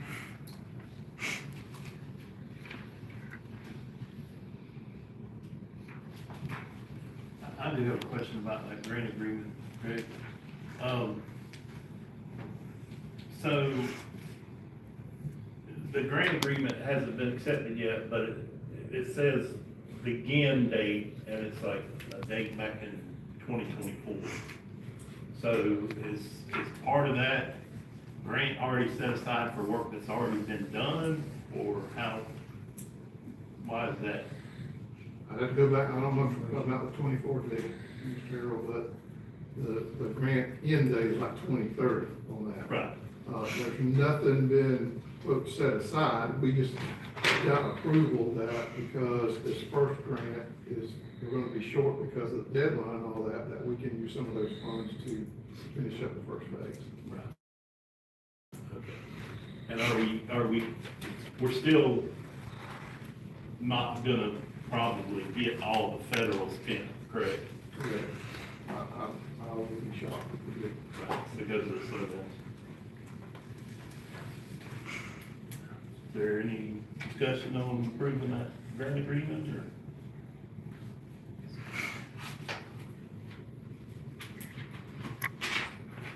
Anybody want to make a motion to approve that, or? I make a motion that we approve the grant agreement executed by the mayor. Do we have a date on that? Or we could just make it vague like that? You have that grant agreement? Madam Chair? Yes. As I understand correctly, the motion would be to either have the mayor or a council member sign. I believe the mayor's already signed. If So he the signed mayor, it, the that's mayor, fine. it's on the agreement already for the mayor to sign If he signed it, that's fine. We don't want to get in a situation. July 120, it's still 24, July 124, so this is just a continuation of that original set, wasn't it. Yes, that's what it seems like. Will there be a future one It's this- in that's case just the the mayor's award. not This is the one that we've available? done. Do it? you That's have the- the council that's on the there, award that's a council coming. That's member? the next phase of the award, the 12 million. And that's the second motion to have you as the, Yes. so the first one was just to, as my motion was. I'm sure we can probably amend it if y'all have a council person sign it. We need one. My motion was to approve it as is, with the mayor executing it. I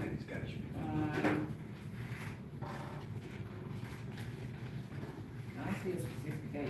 That's WGO 46?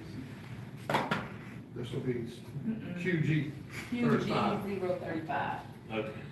This is the new one. Yeah, that's no date.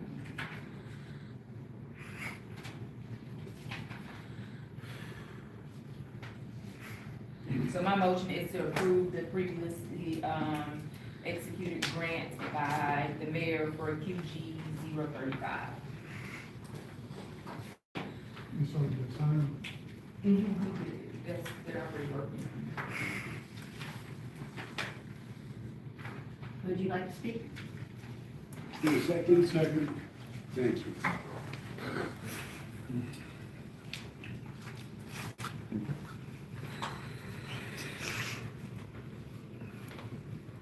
Thank you very much, Madam Presiding Officer. Once again, I looked at the agenda packet. I don't know if these contracts were there. I didn't notice them, they were just put together. It's suggested motion, I don't believe it's in the agenda packet. Suggested motion is in there. And I think that, I don't know if Mr. Bailey has agreement about this motion, but these suggested motions need to be in the packets. Is that there, the suggested motion? The what? The suggested motion, No. no. So that needs to be done before the meetings. This is not the first time North Florida Professional Services has done this, either this town or the Water Management District. It's time that the North Florida Professional Services needs to sharpen up. The whole question with how they were hired is an issue, which nobody's brought up, but I'm looking into that. Where they were a sole source right at the beginning, and for that kind of money, $24 million worth of contracts, and I believe the sole source is exactly what some people in Gainesville might call kosher. And I think that these suggested motions so that the public is aware, because this is everybody's money, some of it's federal, some of it's state, this is everybody's taxes, that the people have to be aware of what's going on. And Mr. Bailey's making a lot of money doing this, so I think that when he wants to come with suggested motions and ask people to sign things, and says we can modify this and modify that, that has to be done before the meeting, so the town council and the public knows what's going on. Thank you very much.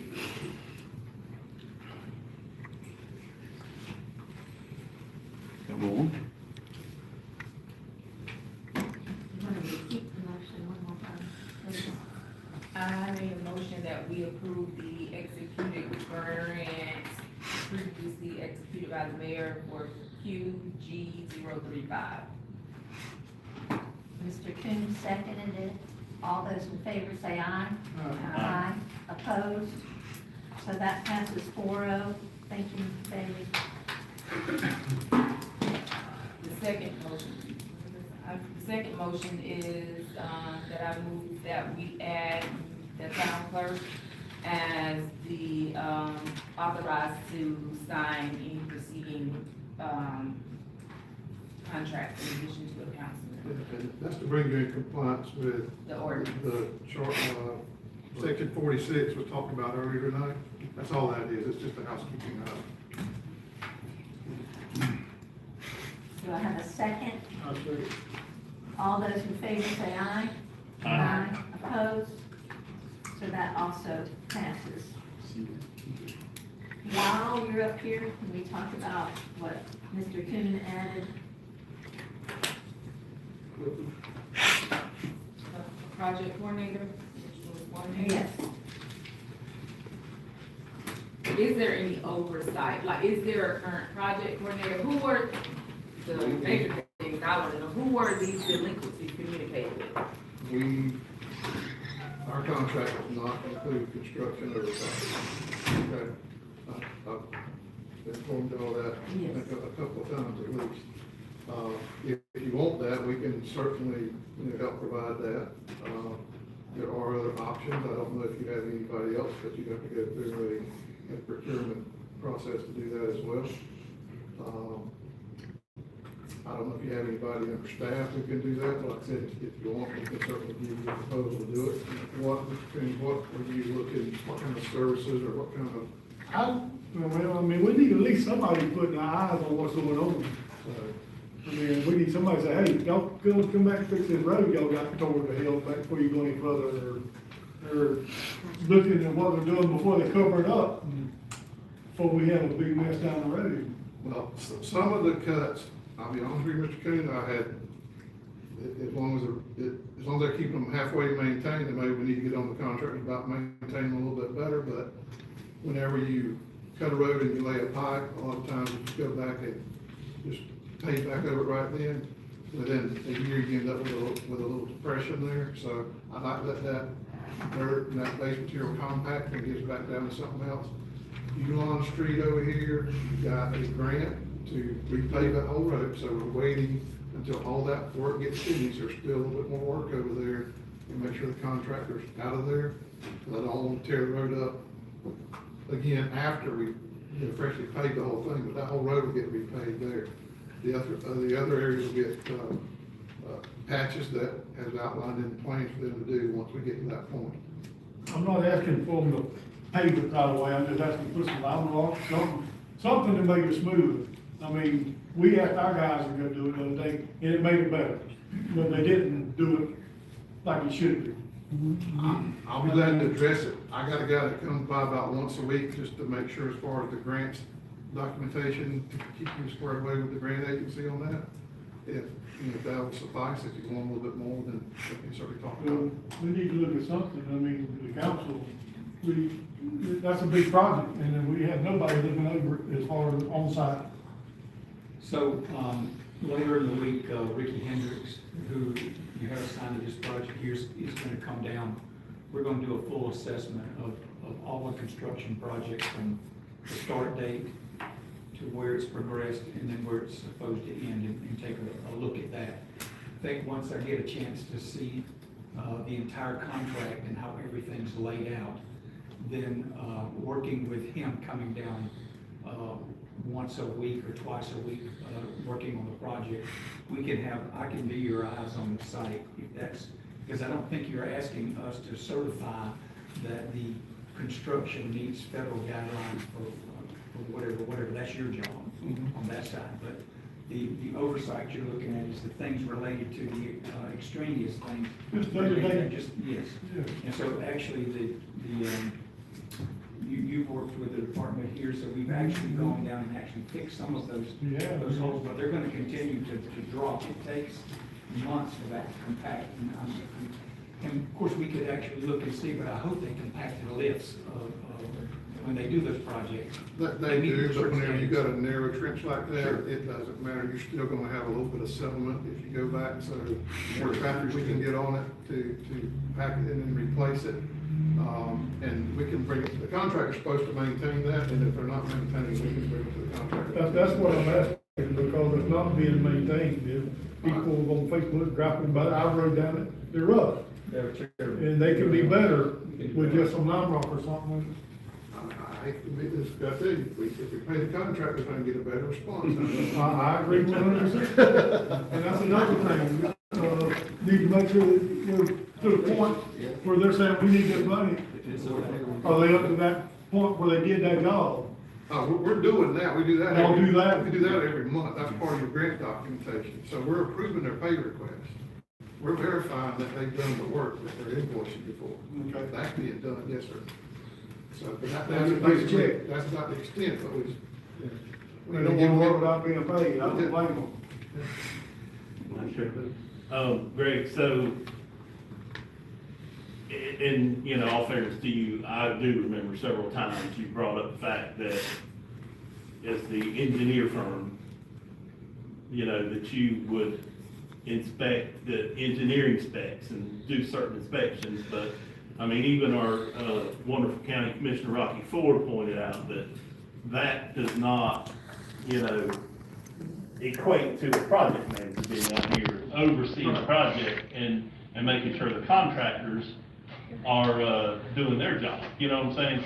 So, along that line, to add to what Bill's saying, and I think Monica's touched on, is, you know, and I know we're kind of at the end of the first phase, or we're working towards the end, but I think it's just gonna go right into the other. I don't know how this, you know, will work. I don't know if we gotta do procurement on the new grant, all that stuff.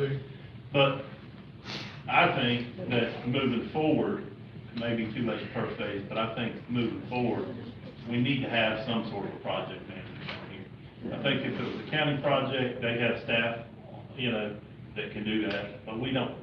So if we need to put out, you know, RFQ or RFP for that and include that, because, you know, I think we all know that there's nobody keeping an eye. You know, you have to inspect what you expect. And so I grew up on stuff that I thought, oh my God, where's the road signs, where's the cones? And I'm not accusing anybody of doing anything wrong, but. Bringing back to this thing, when it got started, the county and the town were working together, discussion at that time with the county was gonna do. Exactly. Because they have their own in-house inspector. to do Right. that. And I think that's when the court brought it up, because, you know, he was trying to make us aware that, you know, we don't have something in place for that. And then, you know, you said, you know, hey, we'll help out, but, you know, I think we do need a project manager, and it may not be a full-time deal, but it may be something where we have to contract with somebody to be on the project, you know, a few times a week, and making sure they're doing maintenance of traffic properly, and, you know, all that good stuff. The issue with MOT is you're not here almost every minute of the day, then sometimes that may not meet the standards that you wanna have met. Exactly, and that's what I'm talking about. So, So, I mean, you know, everybody knows if you're not, somebody's not standing over you, watching, you know, people cut corners, and it's a lot cheaper to do it without paying those people to stand there and hold a sign, and, you know, but some of this is gonna go down 47 and, you know, 27, and so, I mean, we got major highways that are gonna be involved here in the near future, so, that's my thoughts on it. I think we do need a project manager in the future. one thing about the DOT highways, we're directional drilling them those, so we're not open cut those roads. Right. So, we really don't have any activity out there in the state highways. But anyhow, if you could kind of guide us on that while we're, you know, We'll work with Mr. Hunter. Thanks. Get something. appreciate it. I have a question for Mr. Hunter. Mr. Bailey mentioned electronic funds transfers being needed. That's a capability of online QuickBooks, correct? Well, we're already working on that through the state, so that's DEP, they'll actually directly deposit those right into our account, so that's something that's been needed. That'll save 2 weeks. But in regards to like paying vendors, like on the option, can we do that? We'll still have to cut checks.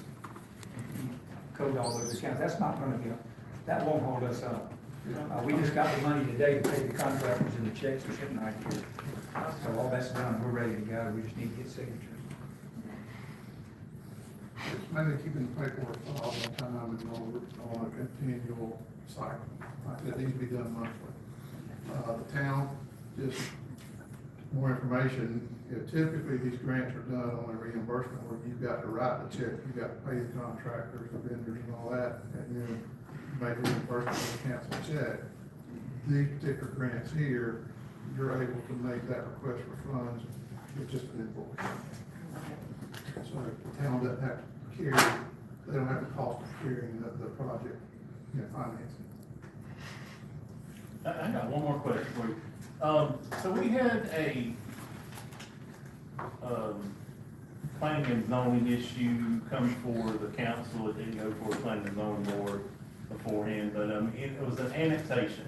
And it's a out-of-town investor that wants to bring in a fairly large, in my opinion, tract of land, and annex it into the town and turn that into a subdivision with multiple home sites. And, it's on 47 going down towards Lake City, but my thoughts on that are that if we allow someone to annex in next week, and then that project, the next phase of that project is going out in that direction, how would that affect the current residents of the town getting sewage services and the services to them? I mean, because if you plan a phase and you go in that direction, I mean, would you want to go down to the town boundaries on that main highway? Well, Councilman Harold, the short answer is it should not affect the town residents. Whoever's doing that development should cover the cost of putting in that infrastructure, whatever that happens to be. I don't know if that's what the question you're really asking or not, but, the developers know they've got to put in paved roads, they know they've got to put in, water, sewer, well, septic or whatever they got to put in, they know that, that's part of the project, so it should not impact the residents. If that requires an upgrade to something, then someone needs to review that development and tell the developer, all right, that's all well and good, but you need to do this over here too, just to be able to serve that. So if somebody like rushed the process to get a piece of land, annex into the town and subdivide it, then they wouldn't be entitled to 40 hookups for 40 different parcels because the grant covers it, if they were to do that before we get to them? Because my point is, I want to make sure every resident in Fort White that wants sewage gets it before somebody annexes in a new piece of property and gets service. The grant so far has been tailored to certain, we have to give them a service map. So if it's outside that service map, then we have to show DEP what we're going to serve with that grant. So if it's outside of that, it's not part of that grant. They're not entitled to anything. Okay, so we could safely annex something and not choose not to send that project there and then get the current resident service before we worry about that. Okay, because that's my main concern. It would be, in my opinion, unfair and unjust for the current residents of Fort White that are waiting on sewage to get, pushed to the back of the line and then somebody get annexed in and immediately get there. Well, the gist of these grants, not specifically, but the gist of them are written in the form of basically in a septic to sewer conversion. So if I've got a vacant piece of land, I don't have no septic to convert to sewer. Gotcha. Thank you. All right, thank you.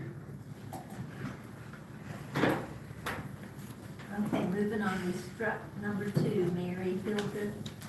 She was pulled out of. Okay, number 3, Gardening for Change requests a waiver of fees to use the community center on 2 different dates, Monday 10/5 and Saturday 10/10. I'm sorry y'all had to wait so long. That's okay. Where's Richard? It was a busy week, so it was not, yeah. So we discussed this last month, we have, we do a public free class, in Fort White, because our group is in Fort White. And, we call it a ski trip program. It basically, we do education on gardening. You get a 72 plug flat, which we supply, the soil that goes in it, we supply.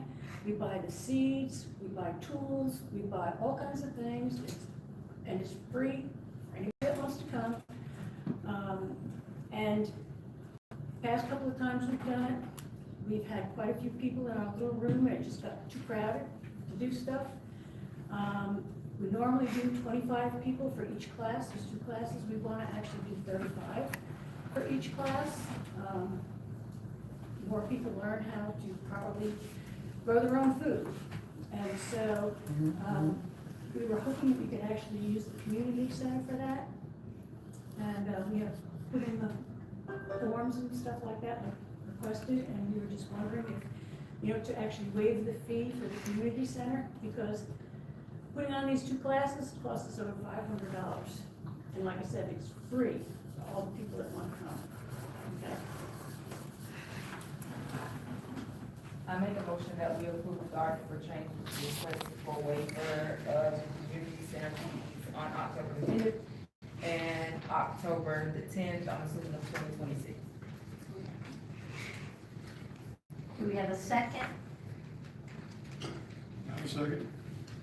All those in favor say aye. Aye. Opposed? So we're good with that. Thank you so much. We're gonna keep you up here though. We've got an A on here, the Town of Fort White and Gardening for Change Community Yard Sale is, we've got a date determined to be October 24th. It says on here from 9 to 2, but it's actually 8 to 2. I talked with Richard today and he wanted it changed a little bit earlier. Okay. On the soccer fields, we've done that for quite a few years now, and y'all draw people, and we do the registration through the town hall here. So I make a motion to approve that date for the yard I sale. have a question. Are we over reserving those fields, the soccer fields that we are community center? Do we have an Excel sheet of what's going on We there? use those soccer fields twice a year. But do we know if there's any other events going on? Oh, How do we no, check? we've already checked on Okay. that, yeah. And that has to go through the recreation department with the county, and Christie's already done all that. Good question, but we've done it. And I've already secured that, Portiser through Tyler Lynch. So again, I make the motion to approve the community yard sale on the soccer fields for Saturday, October 24th. Do I have a second? All those in favor say aye. Aye. Aye. Opposed? Good. Thank you. Thank you.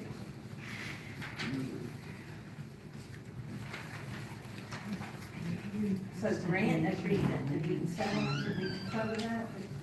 I think that was. Yeah, I put it on the agenda because I was gonna ask about it, but Greg covered it, so So there's more. we've approved that. We approved it, wasn't it? Thank goodness. Under 180, or no, one. Okay, next page, town planner resignation. This would be from Michael Rankin. Glenn, do you want to talk about that? I can start the conversation. Okay. Mr. Rankin, I tried to reach out to Mr. Rankin right off the bat when I got here and set up meetings and never could get a meeting set up with him.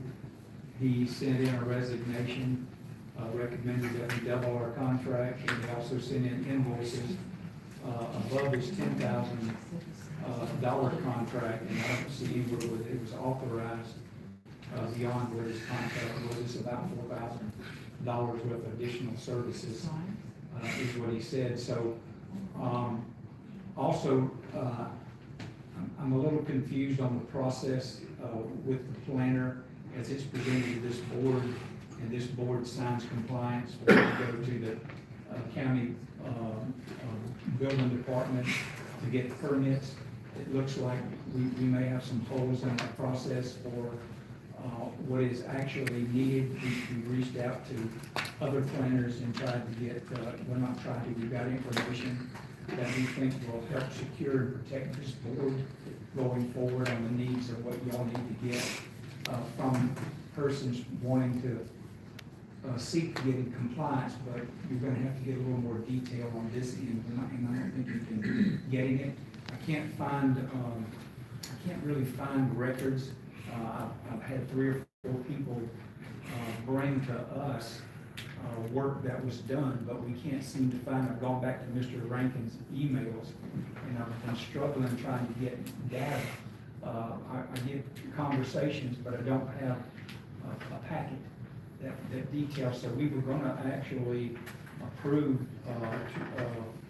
3 and have a planning meeting before this meeting this time, and when we got to looking at the work, there's no way we could put it on the agenda for y'all to approve it to go forward. So we're working out with those individual companies wanting to get permits. We're gonna work to fast track that. We may have to have a couple of special meetings to get those approved, planning meetings to get those approved, because some have been waiting for a few months to get that done. So hopefully, that's where we are. We're gonna need a planner. And so we've got a little Band-Aid process working right now, and if it's okay, I'd like to finish up that, and then we'll work on moving forward to first floor. So anyway, to get through that, and then we can hopefully get a more streamlined process to make it easy for you to recognize the material that you need to make a decision. So that's about all I have with that, unless you, okay. So I know we've got some pending issues. I know Mr. Dix is still waiting on an answer. Did we ever make any headway on that, Mr. Ivan? We're not dealing with the planner. I mean, we don't do planning. No, We're ready to do it. Okay, so you're ready. Yeah. Can we, You get somebody to do the planning and do it, because that's not in our contract. I mean, that's, okay, so. I don't even know what your regulations are. Okay, so we need to go through a planning process to wrap that up. I've let Mr. Ireland know, excuse me, I recognize him. Just like you said. Well, I was just asking Mr. Ivan, so we need to go through a planning process it's not as simple as just planning and passing an ordinance. What we talked about last time, streamline, but I don't know what to streamline. I've seen everything that you sent to me, and I read everything that you sent to me, and it still doesn't get it. If you've not read the transcript of this board, Yes, I read the transcript. why aren't we enacting the order of the board from February? Yeah, I had a. Because somewhere along the line, you wanna listen? I've been listening. Somewhere along the line, there has been a question raised by the action this board took at that meeting. If you looked in the listing of the action was improperly modified, do you know what my actual filing was? Or are you only looking at improperly modified filing by staff? The agenda minutes that y'all have on your agenda today are still referring to an application I did not file. There was what I believe is a criminal action taking in my filing that changed the nature of it. And I don't, Mr. Ireland said earlier today, he discouraged you of a writ of mandamus because how expensive it was gonna cost. Look back, he said it several times, but that's what you're asking me to do. He's had a transcript that showed the order of the board and everybody is ignoring your order. And so writ of mandamus it'll be.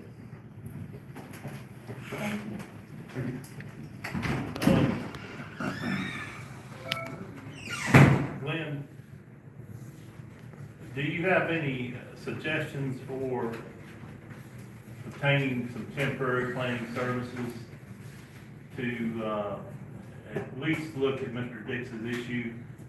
I would like to have a town-initiated zoning change for that parcel. You agreed to that at the last meeting. Right. That's what we're ready to do, but I don't know what your process is. Right, I'm asking Glenn if I he's don't got know what's any. gonna make Brad happy, but yes, we have reached out, and we could go through the process of the board, say we waive all any fees associated with this and get that done, and do it simultaneously with the request he has for a permit, a construction permit that he has on the property. So we can do the first part on the zoning, you understand what I'm saying? And then we can actually simultaneously be working on his permit for construction while we're doing the zoning, and the town can waive the fees. And, Right, but we all voted to, identify that there was an error made when they did the map. So we wanna, the council, it's my understanding, the council wants to initiate the zoning change on that. So do we need to approve Glenn to obtain planning services on a temporary basis in the absence of a planner to go ahead and move forward with that?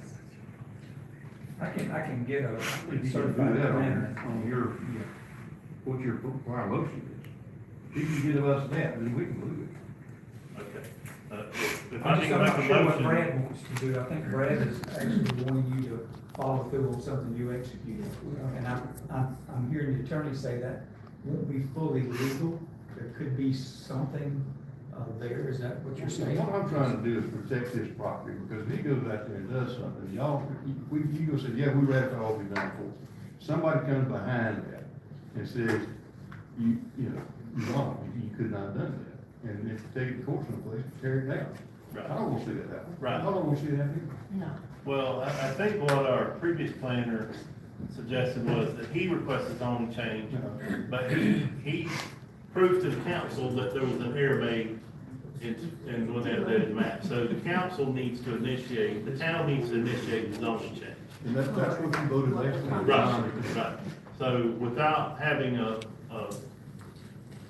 contract planner right now, I move that we authorize Glenn to obtain temporary planning services to resolve that issue. Okay. If that's your, whatever your board wishes to do that. Are we addressing the fees in that motion? Because I don't think we ever have. I don't know what that costs, and I hate to wait another month to bring a proposal back to council, so.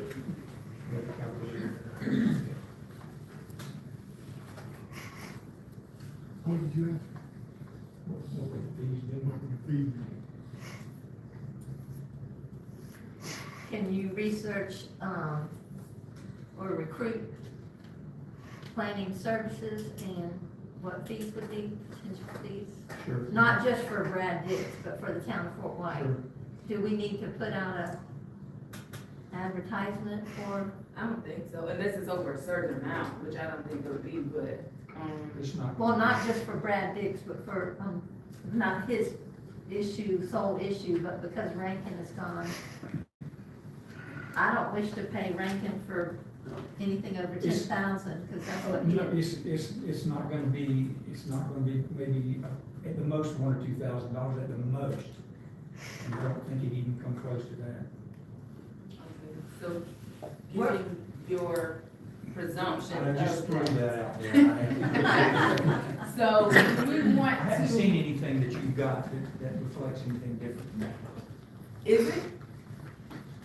I'm so sick of hearing about this, and I wish it was just easier said than done, and I thought we resolved it over and over. So can we get this, look into this ASAP, of how much it's gonna cost the planner to do their part? And then if it takes a special meeting with us coming back, then I think we deserve it to the Yes. citizens to do so, and that we get everything done, because this is ridiculous. Okay. And Mike Rankin was $125 an hour, just to throw that out too. Well, I made a motion, do you want me to amend my motion to authorize up to a certain amount? And if it's under that, you go ahead and proceed, and if it's over that, then we have a special meeting? What amount is the council comfortable with authorizing,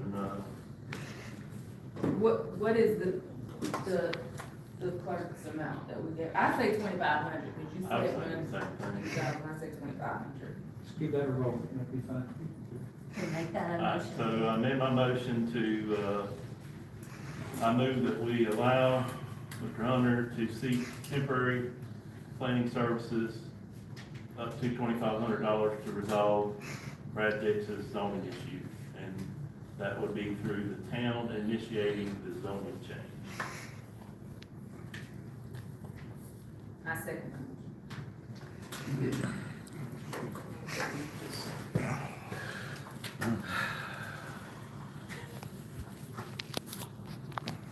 Thank you very much, Madam Presiding Officer. I don't know who the planner is. I understand in the background, this happened once before. The planner at one time was Brandon Stubbs, who was the county planner, who got involved in a lawsuit. Well, was involved in some issues with Brad Dix. Some Dix, there's a lot of Dixes in Columbia County, I lose track. And Mr. Stubbs was spirited away, as many people are, in North Florida, to North Florida Professional Services. Mr. Bailey smiles, let the record reflect that. So my question is, being North Florida Professional Service seems to have their fingers in everything, is Brandon Stubbs the planner that you have going on in the background? That's who I've been working with. Or are you gonna work to divest some things from North Florida Professional Services? There's plenty of planners around, and find somebody, I'm not done. Okay. And this is to the board, and find somebody who's independent. There's been a problem for a long time in this area. Mr. Ford has brought this up at various county commission meetings about the way contracts are let, and RFPs are let, and RFQs are let, and everything that starts with a R, I think, is let. So, if Mr. Hunter has a special relationship with North Florida Professional Services because of his years in the private sector or whatever sector he's been involved, I think that needs to be divulged. I think it's a conflict to have North Florida Professional Services involved in something else. And I think Ms. Merrick's was right to set a fee. $2,500 is the fee. I'm sure you could find an independent planner not hooked up with North Florida Professional Services, just to keep them straight a little bit, to have somebody find that. So I would ask that there be a motion that it not be the planner of North Florida Professional Services who was already involved in an issue with Mr. Dix. And I think I would bring that to your attention. Madam Presiding Officer, you may not know that information before you vote. And it's, like I said before, everybody's money that's paid for this. Thank you very much. I just want to clarify a statement. Norfolk Professional Service has no relationship with it. You know, we didn't me work for him in the last, I don't know. But Brandon Stubbs, you do. So, I'm not sure what he's referring to, but we don't have any relationship. The process I'm working on, if you want to facilitate this in a fast manner, this would be the best way for me to continue to move forward. And we'll get it done quickly. If not, we can go out and try to find other services, but it may take quite some time. And within budget. And we will be looking for a planner. We're just trying to expedite the stuff on the table now. And I'll say it, we're trying to clean up a bunch of messes that have been dropped in here. But we have a motion on the table, a second. All those in favor say aye. Aye. Opposed? So that passes 4-0. Yes. I'd also like to make a motion that we go ahead and put out an RFQ or an RFP that would be appropriate for permanent town planning services.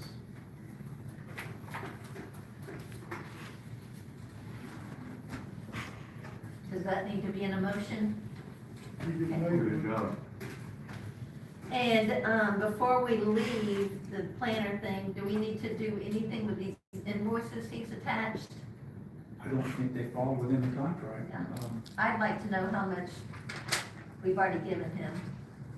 And, I think he's fulfilled his contract of 10,000, so, I don't know if no one's approved, the additional work. I don't know why I can't find how there was a provision for him to be paid. Okay.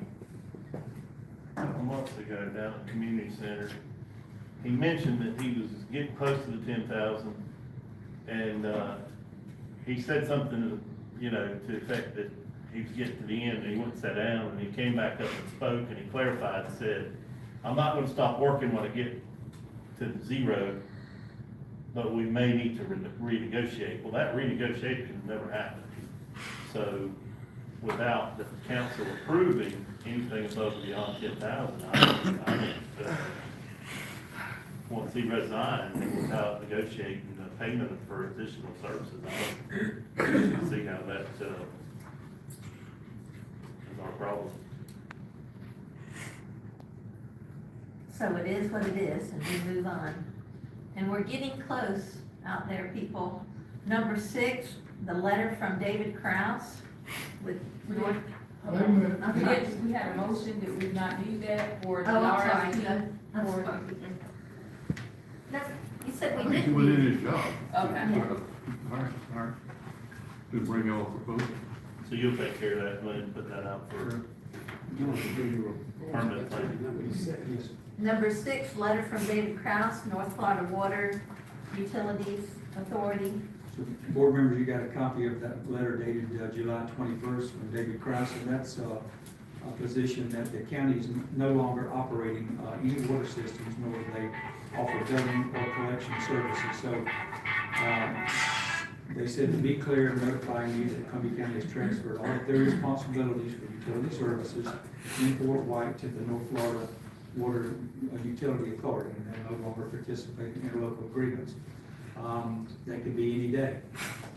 So the board really needs to begin to take a look at what direction you want to go as it relates to your only option right now, of course, is North Florida Water Utilities. So if you're looking at something long-term, it's going to take a lot of planning and a lot of work, but that's the circumstance you have right now. This is where the county is just giving out the service. It's not what they want to do. So, Mr. Hickman, last year, our town attorney and the county attorney communicated back and forth about this interlocal agreement with the county for our current arrangement, and that is the county provides us water, they do the billing, the meter reading, the maintenance operations, and they keep all the proceeds. There was a lot of discussion. I think the attorney called their attorney, and then they sent a proposed amended interlocal agreement, but we didn't approve it.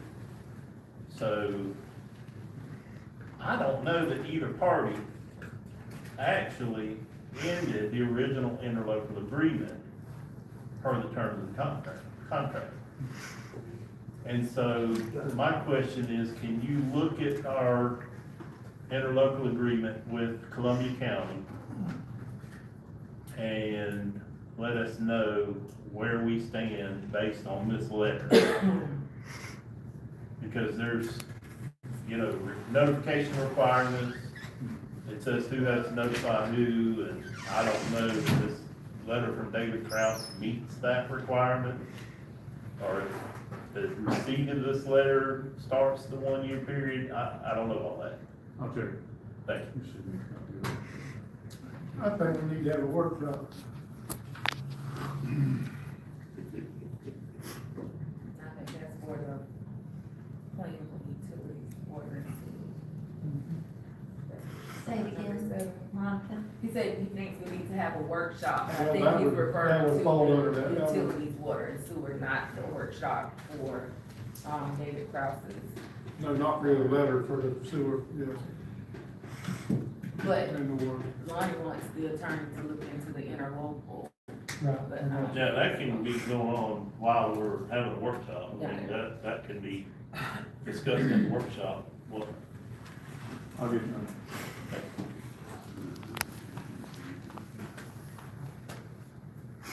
Okay. I don't know, is there someone here from Fort White High School? We got What seven. is that one? Number seven. Oh, I'm sorry. Plan for utility, water, sewer. So is that a workshop that you were, That's what, you're gonna make that a motion that we have a workshop before we proceed with the.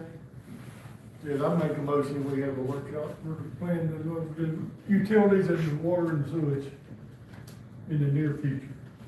Near future. how near? Near, because it's been pushed out, Yes. we've made a motion to have it before. We've been pushing it So, for 6 months. I don't even know if another motion is needed, because it's just never been said. That's true. So And we need to get all this on track. It's through August, and September is gonna be very busy. Do you wanna try to do a workshop in September? For the end of the year? Yes. Okay. Definitely before the end of the year, I don't know if, yeah. So when will the ordinance hookup, you said you had It'll to, be here for next meeting. at the next meeting, so can we wait until we have that also? Or do we wanna proceed without it? So that way we'll know the ordinance hookup, we have that done, and then, we can proceed in that way, we can have everything, all the information that we need.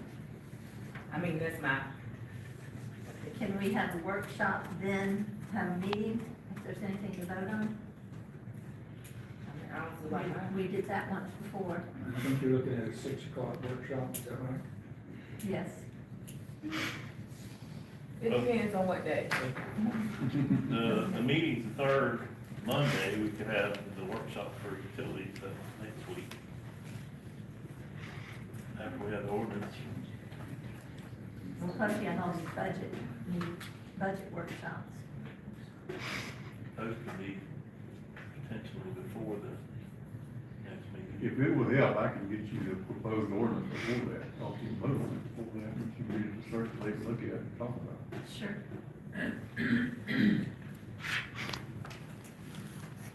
Do we want to set a date or just let them work it out like he is the other special, or the other workshops for I the, think this doesn't work out amongst us, so It's gonna be a very I'd busy probably month. do, earlier meeting in advance, Okay, all right. Set that up for September then. So this number 8 is the Fort White High School is requesting permission to do the homecoming parade on Friday, 10/2 at 3 p.m. I make a motion that we approve the request for Fort White High School homecoming parade Friday, 10/2 at 3 p.m. I say, All those in favor say aye. Aye. Aye. Opposed? And they just wanted to point out that this is an earlier date than usual with homecoming. Who's doing the coordination with DOT? Because I think last year, She does. oh, she did, okay. Yes. I can't remember her name, but remember she spoke to us down there at the community center, and she's really on top of it. Okay. Kathy Creon. Is that who doing it? Yeah. That's who this is from.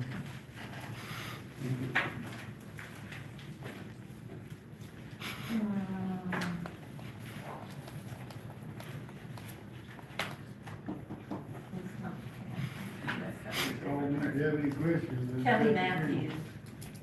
Kelly Matthews is the I person. just wanted to make sure that it was not anything that we coordinated. No, they do it all. What she needed from us last year is minutes, Okay. because they have to turn that in, getting permission from DOT. I knew it was something we had to provide Yeah. her, so. It's probably what she needed. Okay, number 9, depot rental agreement. I requested that item, and I would like for Glenn to develop a rental agreement for the depot. Do you know if all the repairs have been made to that? Is it in, I haven't been inside the depot since I've been here. well, I know that Earl was working on getting some plumbing issues. I think they actually contracted those out, or maybe Earl did them, but Earl anyhow. did 'em. Earl did I'll them. take a look tomorrow. I noticed the See what size the had status been is. put back up, so, anyhow, the goal has been for several months to get that in rentable condition where you know, the residents and people have another, option to rent out, you know, for special events or whatever.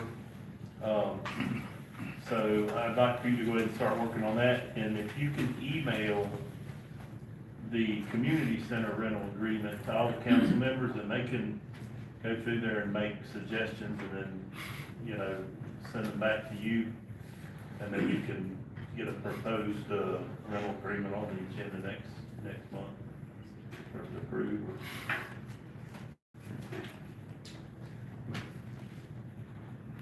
Okay. Thank you. Okay, number 10, burn permit. This is what Bill talked about. We've got, make sure the council's okay with it. I think I sent the, email from the gentleman From to Brad. I think it's everybody with a no response attached. I think it's right. It was 720, Blake Smith. Blake, okay, yeah. I remember. They was asking for us to give them permission, seek approval of town property, county-operated air curtain insulated. It burns cleaner and faster to get rid of the. So Glenn, you can take care of I that. think I could just send him an email. Yeah. Okay, so I'll do that tomorrow. We Okay. have to make a We have motion to for make a it. motion. After y'all make a motion. I make a motion, we approve the email for air curtain to give the county approval to get the permit for the air curtain. I second that. Okay, all those in favor of the motion, say aye. Aye. Opposed? They need Parsons and So number that's the email 11, they sent for that. Yeah, I have it. number 11, no cash office. I make a motion that we proceed with a cashless system, for the town of White Church, payments from vendors or citizens. Yeah, sir. All those in favor, say aye. Aye. Opposed? So both those last two pass 4-0. Your hand up? Yes. Go ahead. So Glenn, we don't have any way to take a credit card right now for anything, right? We don't. If you want to go to that, I don't know what, I don't know how much activity that's there. Well, I think a lot of this cash might have been for people coming in and paying for community center rentals and deposits in cash. And so, I do think that we need to get some sort of a credit card payment system in place, because that limits people to a check or money order, and not everybody has a check account anymore. So, and I think that we need to do a little research and reach out to other communities and see what they do, you know, so the town isn't, you know, losing a lot of the revenue to card fees and things like that. I know when I pay my taxes with the county, their fees are built into the swipe, you know, the service charge or whatever code. So, and I know, I think maybe Campus mentioned that they could help us with that when we did their little presentation. So Campus might be able It to might be the easiest. set us up with a little. We'll look at the cost on that, if it looks prohibitive, but you'll make a motion if you want to go that way, or you don't just. Yeah, to proceed with the cashless, system, I think that was my motion, and I would like to amend it to give the citizens at least a 30-day notice, I think is fair, before we implement it. You can do that through QuickBooks, credit cards. Yeah. And they'll be in here right away with this yard sale thing. $10 here and there. So anyhow, we just need to have options for citizens so that not everybody writes paper checks anymore. Did you get the citizens comment yet? Are you coming? Not yet. We're almost there. Oh, yeah, just checking. Oh, you skipped me. So there's a motion. I second. We added a few things to the list. We didn't skip you. Okay. All those in favor of the motion say aye. Opposed? So aye, that passes 4-0. Road fill, which is what Bill Coon requested. Okay, It's okay to, uh, Bill, I'm sorry, is it okay to get dirt from her yard? I mean, is that that's what digging we're a gonna ask hole? for. It's not in her yard, it'll be part of her property. Just put it in the hole. Fix it. That's not digging a hole in No, her that property? won't Okay. be digging a hole. So, To start with, I've got a guy looking at it. If he can do it, he's gonna do it next couple of days. Okay. If he can't, I'm asking the city to do it. so are we gonna be back in the same situation in a couple of weeks with all of this rain? I know in the past Buster would go and there's millings down at the site down there that was just, At the county. I guess, and the county gave permission for him to fill certain areas like driveways and stuff. Well, that'd probably be better if he puts that in it, Yeah, if we get that. because if not, they're gonna be requesting it And then put it on again top in a of it. couple of weeks. So, if you're gonna go on private property, you're opening up a whole can of worms. Liability wise, everybody should expect the same thing. So you may wanna try to find another solution to that, and I don't know what that is right now. You need a charitable contractor out here who wants to help people, but, if the city does that, you're gonna, I understand that, but it's medical reasons, I won't help her. and if there's a legal process for addressing that, I would certainly, I mean, I That have liability when you start going on other property, somebody gets hurt out there, her property and somebody else, it may be worse than what you got. and everybody wants to help, I Sure, just no question about that, try to but find a solution to that, another solution. Rocky?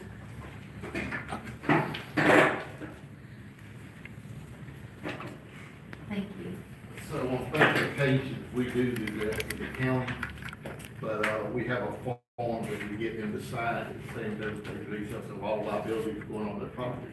Like if the school bus turn around, it's on private property, they can get in and out without getting stuck, we'll fix that or something like that. But, you can get with the county, they have a form, that you just get the property owner to sign, it releases you of all liability. And we do that on special occasions with the county. Mr. Ford? Yeah. Would we need millings from the county if we did that? I assume, I I guess, think we got millions down here. but we still would need your Yeah, permission. probably make a request to get a few When we yards. request that form, do we need to request the use of those millings, or? We have a meeting Thursday night, I'll be glad to bring it up at the meeting. If y'all, load millions. Yeah, and she's right, millions would be the best if you put it in there. I used to have an employee who lived down that road, and I used to go pick him up all the time down there, and, that road's been a mess for a real long time, and it's just got worse over the years. You know, nurses are trying to get in there to help this lady, and they're having a hard time getting in. They're actually parking to the marathon and walking. Exactly, yeah. And sometimes when it rains, they're having to try to take their shoes off and walk through water and everything else. You, through all your connections, though, private entity, a charitable, donation would be much appreciated. I mean, if you have any contacts or anybody you can reach out I'll to. see what I can do, but Millie's kind of hard to come by sometimes. Unless you get it from the county, because they have our state, they have a big stockpile of it. But, right now, we get a little dirty. Yes, thank you.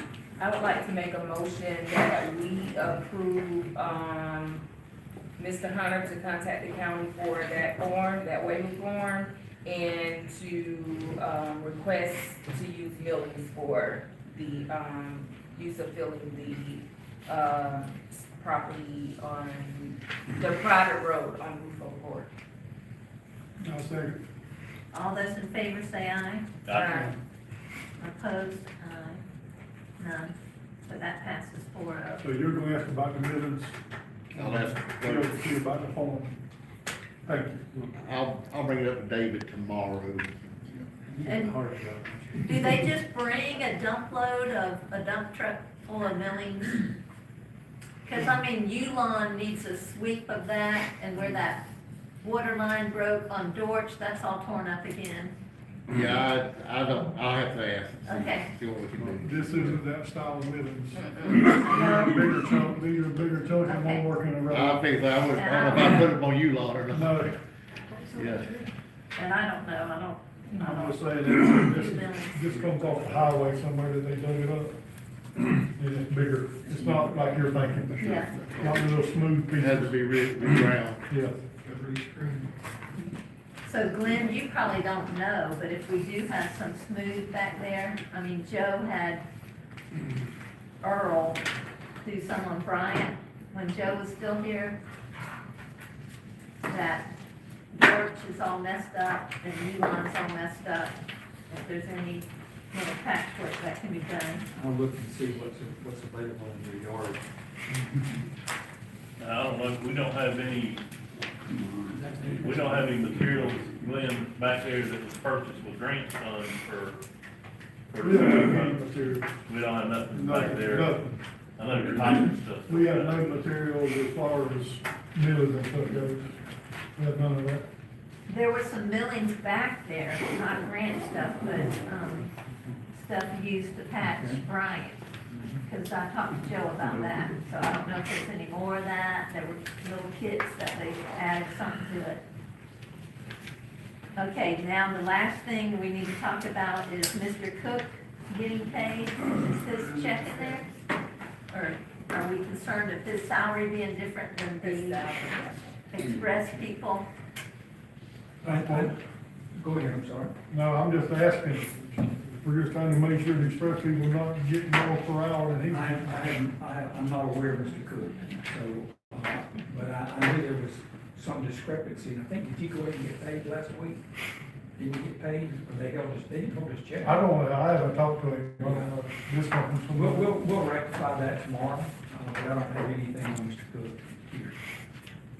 I know we gave him a raise when we did the budget, but I don't know if that rate is equal to what we're hiring them from Express at. We'll look at it and analyze it, if that's what you like for us to compare the labor finder group with your regular staff, and look at your, how many years of service and where they fit with that.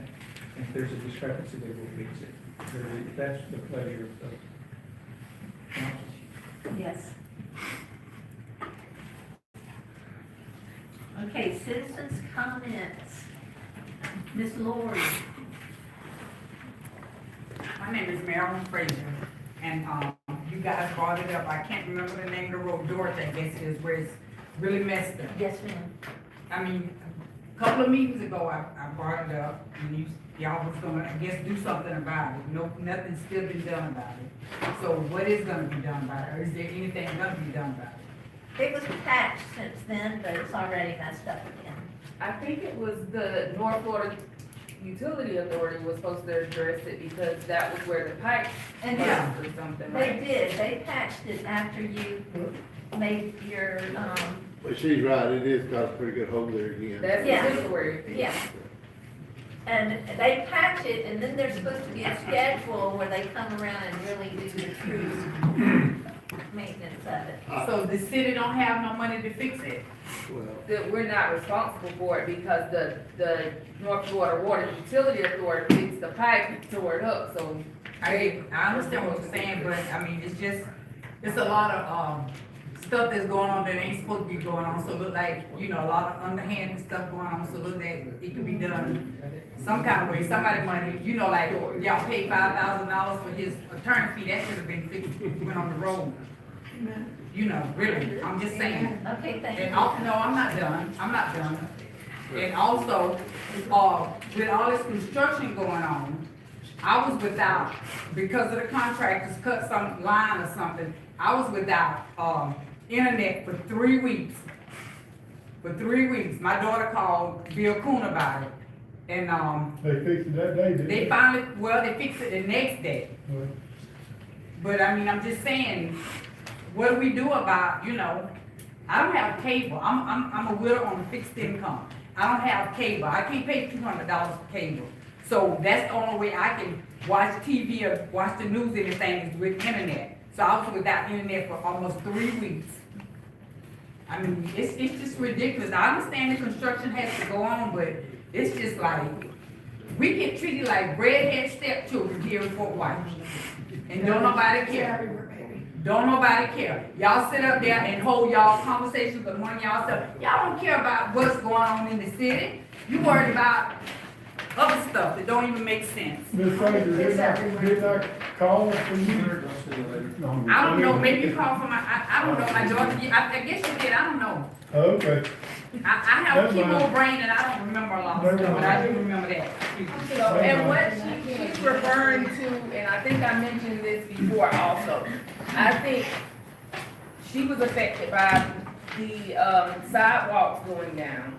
And then Windstream came through and do whatever they wanna do when they get ready. Yeah. Without a permit, and they left wires and things exposed, and so the, town workers were running over the wires when they were cutting, and she was not the only one affected. Everybody over off of Jordan Street, the Plymouth area, was without internet, My access. internet went down July 6th and didn't come back up until July Yeah. 21st. So that was a issue over there, and,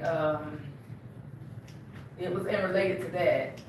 There was an incident with the temp worker where she ran over it, and it wasn't her fault, but residents were upset because they've been dealing with it over and over, and they were like, hey, don't cut there, don't run that over, and she was like, you're not my boss, you don't tell me what to do, and we cut over these all the time. She cut over it anyways, and they were without internet again. So, Windstream said that? no, Or the our- temp worker that we have that cuts that's cutting. So, I mean, that's a whole nother issue, I think. And it wasn't on, we were supposed to address that Windstream, submitted the permit for work that they done back in 2025. They submitted the permit that we got at the last meeting, and it's already passed. Like, they've already done the work, but now they're requesting the permit. But I feel, I live in that area, so. And I know they can.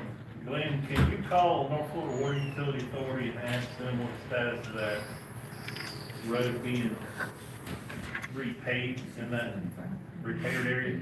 They've been filling it in with lime rock and, but Not for the fire department. is that the corner of Dorch and Cullen? They had a water leak, they dug it up, and they just patched it. Dorch and Holstein, That was I think. brand new paved road. Yeah.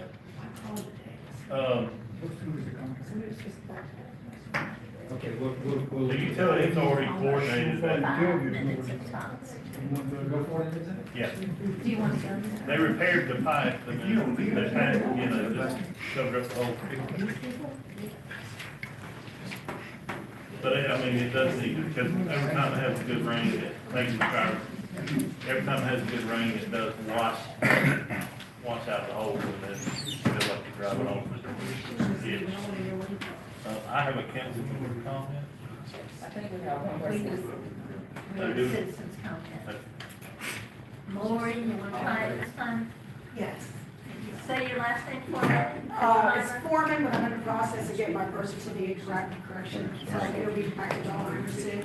Here's some papers if you guys want to read. My thing was, because I'm a resident, what, non-resident, are you telling me non-resident or resident? Because I'm here part-time at my place of 800.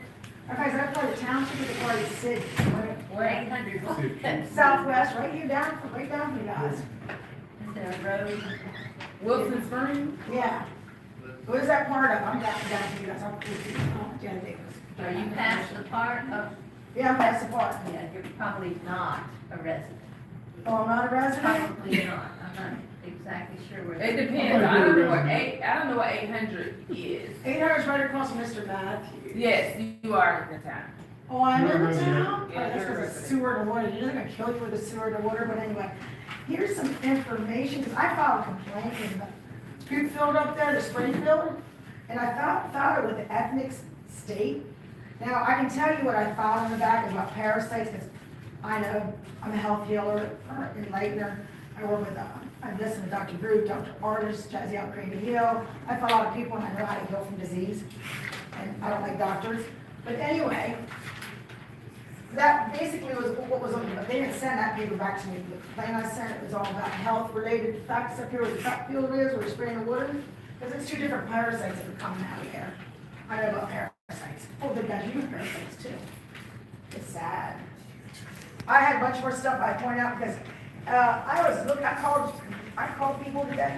Is that in the I didn't give them one. Yes. Okay, I got You it. can share. Oh, I got it. I called a bunch of people today and I didn't get calls on it or anything else. This is just probably 2 forms that he sent back. I printed out a bunch of stuff. Let's see. It says, I can't file a complaint because we are the town of Mr. Point Ford. Sewell. Where you going? So, hey, it'd be nice to know what town are you going under by who, and you're just doing what town? Unincorporated or incorporated, or state, whatever.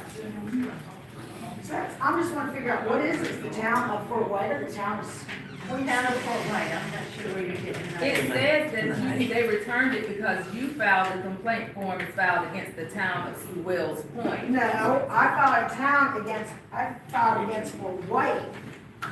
Okay, it says we are Sewell's Point. I called them, okay, and it's nothing but a military. Yeah, but listen. I didn't file. But that's what this is saying. It says, I am returning a complaint to you recently filed because the complaint form is filed against the town of Sewell's Point. So that's what was on your. Okay, well that, I didn't file it, that's what they did. Sewell's Point don't exist. It's a realty company. So that was my thing, what is, I didn't file it Sewell's, I don't know who did that. That says original. I filed against Fort White, because it says down here. I don't have any. Well, it says that's why they returned it. Referring Wait to. a minute. It's a code of ethics and a complaint that is incomplete with an explanation of why it is being returned. I am returning complaint received filed because the complaint form is filed against it. Yeah, because this is the town of Fort White, you gotta read down further. Yeah, but that was your, they returned it to you But I because didn't- you I filed didn't- it I on the didn't wrong. file it. Well, we didn't either. Well, I filed against Fort White, and I. Well, they're saying you did. Okay, well, do me a favor and call the number, because there is no point, there's no town to sue out, what I'm saying. That's what they're telling, I mean, that's basically why they returned it to you, is because you put Sewell's Point on I did not there. put that on, I put the Try town of again. Fort White. Try again You then. can look on the form page, Where? right here, it says the town of Fort White, I gave my address and everything. I didn't put Sewell's Point on there. Well, you have to take that up with the ethics. I already called and they didn't call me back, but I'm just telling you, there's a bunch of shady stuff going on in every branch of government. Oh, okay. Thank you. No, I didn't file, I filed it for the town of Fort Wayne, it says, what do you want to know, is this Fort Wayne? Who else is in Jupiter, Florida? There is no Suez, I called that number, I looked it up, there's another page on there that says I looked up all the numbers, there's no town of Suez. It's not a town, it's a waterfront community in Jupiter. Yeah, yeah, that ain't, That's like a subdivision or something. yeah, well, when I called back today, they gave me a bunch of crappy-oly, like I don't know what I'm talking about, but I filed against the town of Fort Wayne for the health reasons. Parasites kill people. And some people don't even know it's a full parasite. Did you want to say something? Did I read that wrong? I did try to read that. Are you trying to say something? She done? Are you done? Thank you, ma'am. That was very enlightening. Are we in council member comments? Yes, but wait, the person. I have a comment, Mr. Richardson, I saw something about a tree that's on town property that fell on your fence. And I know you talked to Bill about it, but they went in there and cleaned up those woods for the sewer project, but I went by there yesterday and they left that tree, cause that's probably something they don't want nothing to do with. And I don't know if you talked to anybody else, but is that something the town can get with a backhoe, go down there and lift that tree off the fence? Lonnie, we thank you for bringing that up. We've done all that we can do. So they won't say, we'll give you president, or, you know, you come up to the podium. Yes, Thank you. Thank you. thank you. Yeah. We've done all that we can do. It's a lot different today than it was yesterday. I look at it. That tree was huge and it was rotted. I mean, just like dry as it does, all the way through it. The chainsaw won't go through it. So Johnny's cut everything he cut off of it. And, we got it broke 3 of our fence panels, which, as fate would have it, we're in the process of replacing all that already anyway. And I'm not, if somebody's like, well, the town needs to pay, well, I'm not worried about that. But the tree, it was on town property, it fell onto our fence. That little woods, we call it, was not touched for years. No weeding, nothing done, it was just a nice windbreak for us, because it's on the north side. It's gone, and that's all that's left. I think they have to come back, and there's some stumps there that will have to come back and take out. The reason they're doing that, that's where the sewage line's gonna come through, which I wanted to say, if I understand how it's gonna go down there to the end of the street, and they're gonna have to dig all that up anyway, where the road's messed up. Yes, I think it is. I mean, it's hard for me to tell with the map, but it looks like it's gonna go down I there. think this phase stops right there. Okay. This phase. If they're not gonna have to dig the road up to put in the sewage pipe, then they shouldn't just patch that again. It needs to be properly repaired. Right. So we don't have to keep patching it and keep people, I mean, there's 2 speed humps on that road to slow people down when you count that as a third one. But there's no signage warning you or anything, you just hit it and bounce through it. But, yeah, as far as that goes, the tree was on town property, it's in Dees Park, the south side end of Dees Park. And it's still laying catty corner over the corner of your Not fence? as much of it, there's still a little bit of it there, but it's because, and Johnny's the one that knows about wood and saws and all that, I don't. But because of how dry rotted it is, you can't just saw through it every day. But you guys are ready for somebody to come pull that big? Yeah, now there's big giant piles of it out. I told them to throw it in the park, on the other side, but he put it out by the road. So they'll come get it eventually, they always do. Right. Whenever park debris or whatever gets put out there. Okay. I'm not worried about it, but, I think that might actually be on church property, because they had to sign it. It's not a church property, it's city property. That's why they went in there. That behind you and stuff. There's a little strip that belongs to the city. So are we Now, when good? they take a right, that's a church property. when I look on the maps here and. The tree is on city It property. shows town property. Are we good with Glenn telling, Earl to go down there? I'll get with Earl, get him removed. Okay. I'm still working with him. Did that tree have a city sticker on it? Yes. Yeah. Got a city sticker. And, there's no charge to him since it's. No, the city tree. Well, before, talking about putting the millings on that lady's property, I get it. Historically, a couple of things I can throw at y'all real quick. We used to accept credit cards here, and they had no cash. They were worried somebody come in and rob the lady in there by herself. So the council did away with that and bought a credit card, sets of machine. We used to have all that. What happened to it? Where's that? Conklin now. Was it like County this? didn't There was a accept little cash. machine that's out on the desk, and they just Like swiped. that? Yeah, they Well, swiped the that's credit went card. out a long time ago. But, planning and zoning, you haven't brought it up in a while, and I appreciate the time you did. I still would love to see you guys bring back a separate planning and zoning board to help do all the work.